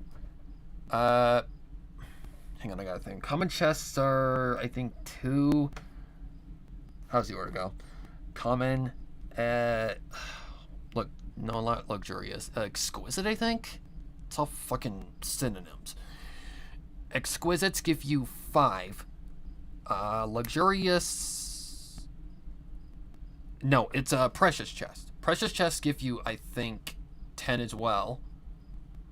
No, 10. Yeah, they give you 10. Then there's luxurious, which can give you up to 40. But the majority of the time, it's 20. Like, seriously. In Wuthering Waves, a common chest can gives you 5. Second highest, 10. Third highest, 20. And the highest, 40. Like, Genshin, where the hell is your fucking excuse? You're not the high and mighty game you used to be, I'm telling you right now, and if you don't change, you're gonna go down quick. These fucking little hot waifus and shit are not gonna cut it anymore. Like, will players come back to Genshin for things like, updates on regions and shit? Yes, they will. That's inevitable. But here's the thing: once you get the players, you have to keep them there. And after 3 patches, the story ends. And unless they've done enough to keep you consistently hooked, and the patches after that are not garbage, boring patches, then only are you going to keep your players. Honkai Star Rail does that fine. Like, they give you content, they give you endgame, they give you things that you can do during those patches that work. And it applies to the game's main story. Something that Genshin is terrible at. Like, I don't understand why Hoyoverse continuously keeps shooting themselves in the foot. I don't get it. I do get it. They think that they're high and mighty above all games right now, and they think that they can just keep doing this shit because it works. Not gonna work anymore. Now they have competition that actually is competition. Thank God. I do agree with you, though. The story and the visuals are the only parts, at least to me, definitely could be better with blood. I mean, honestly, yes. Things, like, here's the thing. Genshin is intended for up to the maximum age of teens. Like, people say that Genshin's dark. Yeah. Okay, My Little Pony was dark. What is that aimed at? Little kids. Little girls. So they thought, anyway. That's my point. My Little Pony's dark. But you're only going to see those things if you're an adult that understands these things. What do kids see? Pretty ponies. Pretty ponies, cool action. That's what they see. In Genshin, what do kids see? Zelda. It's literally a pocketed Zelda for free. And people want to disagree with me on that, but I'm like, where did Genshin get its ideas from? Zelda! Jesus Christ. And if you can get Zelda for free, hell yeah. It just has a system where you have to pull for characters by collecting shit in the world. Whoopity-doo. You're the idiot if you spend money. It's not a you must buy fucking shit to get shit game. It's not. Is it cruel? At times, yes. Honestly, yes. When I was going for Dia, holy fucking hell, I was about to lose my shit. Because I had to do all of the Sumeru light quests. That was hell on wheels. I hated it so much. That and collecting the oculi, of course. The oculi in Sumeru were the worst. Actually, hang on. The majority of them are all quest locked. No, I take that back. Inazumas are the absolute worst because they are so fucking hard to get at points. Some are locked behind quests. Some are locked behind freaking puzzles that are ridiculous to do. Like I get that Genshin is a very, very popular game right now, but Wuthering Waves is adding a whole new layer to it, and I just hope and pray to God that it finally makes Hoyoverse realize, oh shit, we're not top dog anymore, and finally do some shit that's going to make the game better. Like, okay, here's a perfect example of just why Hoyoverse is scared of competition. Night before Wuthering Waves comes out, there's an announcement of Oh, resin increase to 200. That still doesn't do jack shit, but hey, it's something. Why do you think that is coincidentally happening? Is that a coincidence? I think not. It's because they know they're screwed. If they keep going with their ways of doing shit, it ain't gonna work. Also, where the fuck am I? Oh, I completely forgot to EQ the last file. God damn it. Okay. Okay, we need to do something. We need to go ahead and delete that. Go back to here. Not there. That. Delete. And I pray to God I'm right. Which I think I am right. Because Hoyoverse just suddenly coming out with a resin cap when we've been asking for this shit for years? Yeah. Doesn't seem like a coincidence at all, my friends. They're scared. They know they're in trouble. They know they're in trouble. They know that it's not going to work anymore, and they're actually going to have to put effort into the game now. Otherwise, Wuthering Waves is going to take that top spot and stick Hoyoverse into a pit. Oh, it's epilogue. Fuck. Oh my god, can I spell, please? E. Why is it not coming up? Epilogue.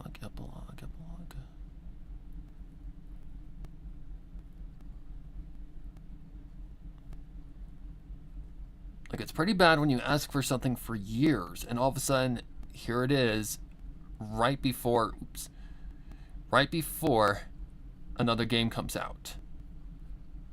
Like, that is perfect proof that they are in so much trouble, and they know it. They know they can't just weasel around anymore. They have to actually put effort into it. They're going to have to pertain to the audience that the game is aimed at. Which the majority of people that do play Genshin Impact are either teens to adults. Very seldom do you ever see kids playing Genshin Impact. Like, if my nieces played Genshin Impact,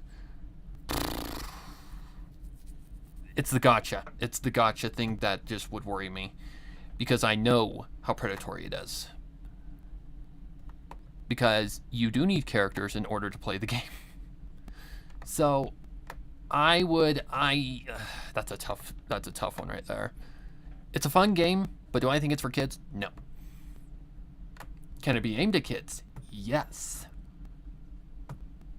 Especially if they have parents that don't even pay attention. The war that had earned the title Archon War 2 had led Tevat's future into a whole new direction.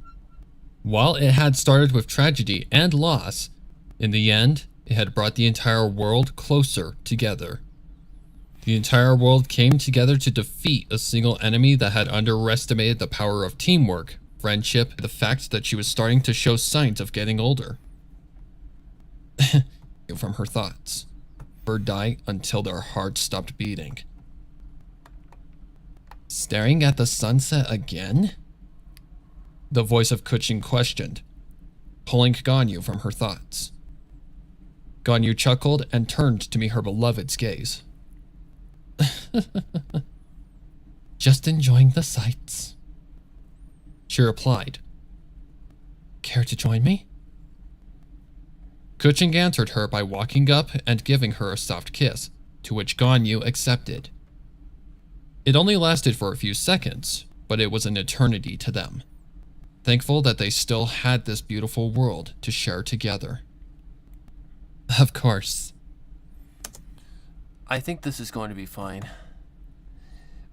But as far as the blood thing goes, I really do think that the game could use a little bit more upgrade with, like, the audience it's targeted towards.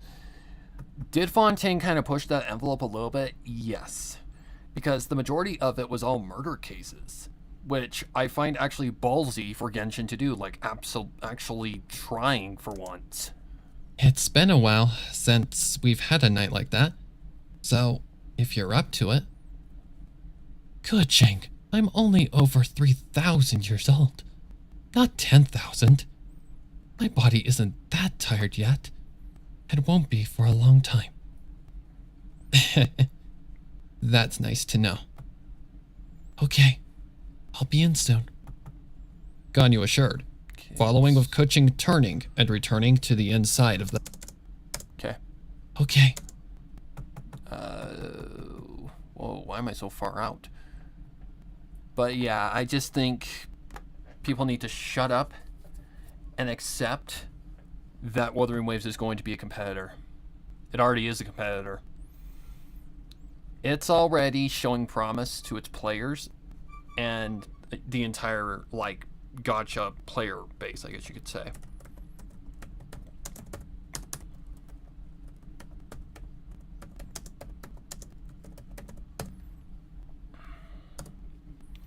And I like that.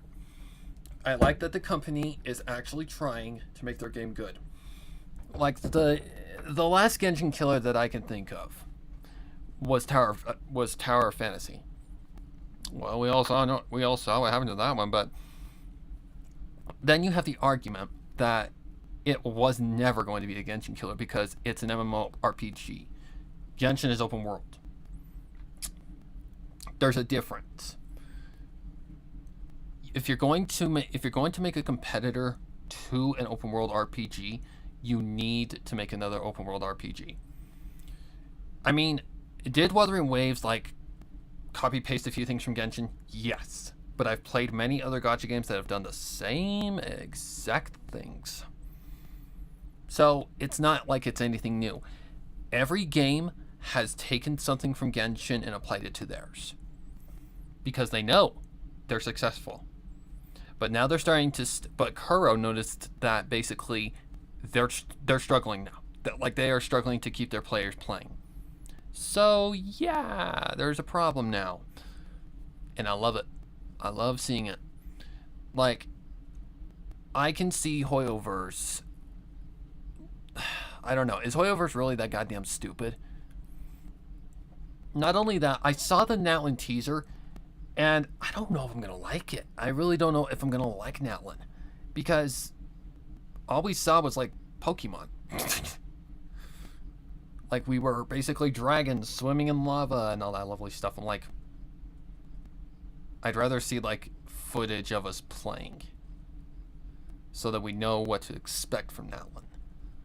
Like, I guessed, like, Fire Nation kind of thing. Like a town inside of a volcano. Which is a stupid idea, but hey, who cares? But yeah, that's what I was expecting to see. But yeah, I don't know if I'm gonna like this. I don't know if I'm gonna like it at all. I mean, am I still gonna play 5.0? Yes, I am gonna 100% play 5.0. But I don't think I'm gonna get back to Genshin. I don't. I'm gonna play the story, but that's it. That's all there is to it. I just don't care to play Genshin anymore. I don't need any new characters. I've got two teams on my main account that are just fine and they can beat anything in the open world. So yeah, I don't need to worry about anything. I can just play the game naturally. Like, I can just log in and do the story and I'm fine with it. What am I looking? Oh, not chapter. But these people saying that Wuthering Waves is going to fail just because Natlin comes out, fucking screw your head on your shoulders. You apparently don't know how gacha games work. I mean, do you really think Kuro is going to just let Genshin get away with, like, a single release killing their game? Nope. And I already see far more promise for Wuthering Waves than I do Genshin at all. Even with a new region, I still see more promise. Because if you ask me, I don't think Natlin's going to be as good as Fontaine. Not even close. Fontaine, I think, was Genshin's peak. because that was a damn good quest line. I don't see how they're going to beat it. I don't.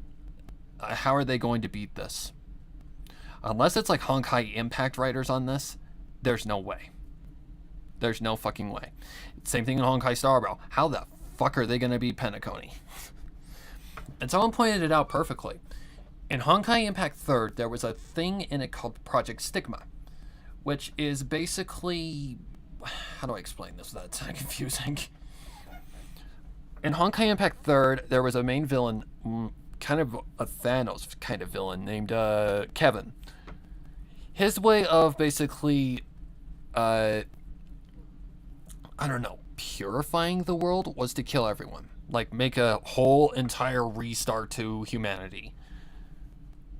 So, what he did with Project Stigma was put everyone into a state of sleep. Like, into an imaginary world where they wouldn't, feel pain when the world ended.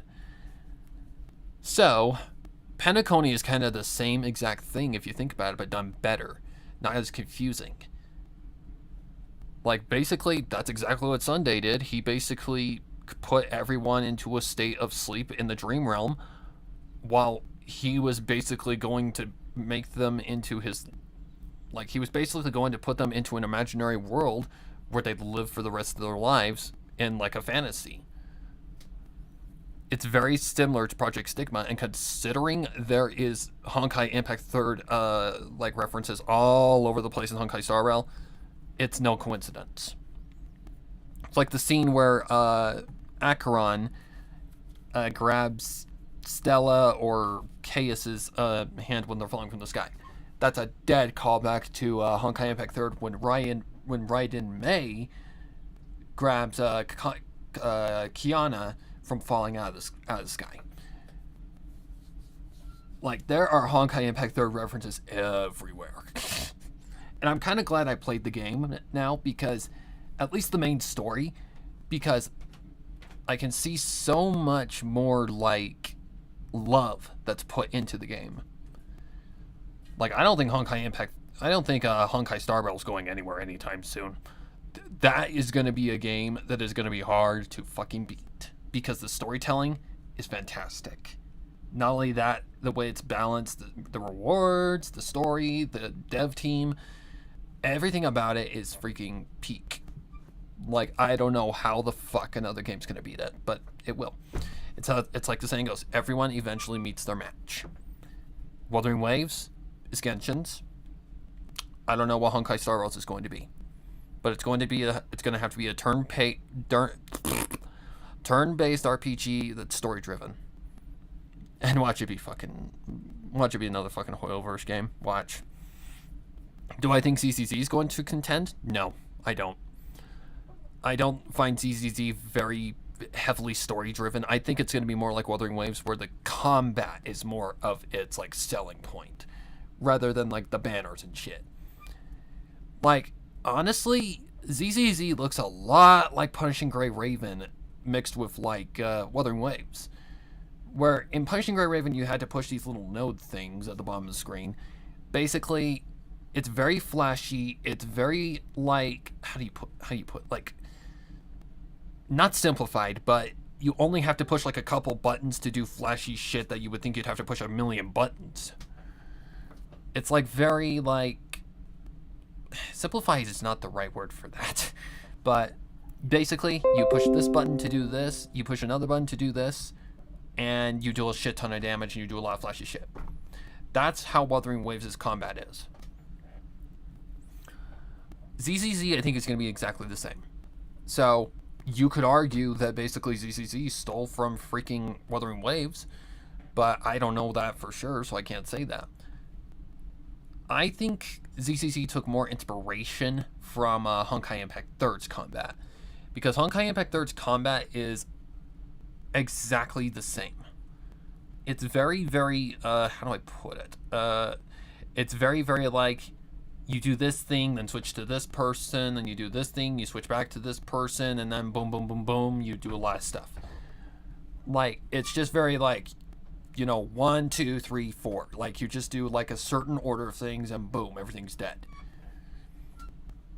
But Honkai Impact 3rd was more. It's a lot like Wuthering Waves' combat. So you could say that even Wuthering Waves, took a little bit of inspiration from Honkai Impact 3rds. And I do think they did take a lot from Honkai Impact 3rd because it does feel very Honkai Impact 30. Same thing with like PGR, Punishing Gray Raven. Because Punishing Gray Raven was very Honkai Impact 3rd. Like, you push this button to do this, you push this button to do this, you swap to another person, and you deal a lot of damage. It's a 3-person team, and that's about it. So, yeah, I do think ZZZ is going to be very like that. But do I think it's going to be as, like, good as, say, like, Honkai Star Rail? Nope, not even close. Hoyo is going to have to really outperform in order to be that game. But yeah. Anyways, that's all for now. I'm not going to go any further than that because, I don't want to put too much work on my plate. Plus, I don't think I'm really, like, ready for a day like that to basically go into doing, like, mixing and stuff. I don't think I'm ready for that yet. I need to sleep on it. Not sleep on it, but I need to prepare, have a good sleep, get coffee in me. I need to be in the right mind state in order to do something like that. So anyways, I'll see you guys later. Thank you for joining me, and have a wonderful day.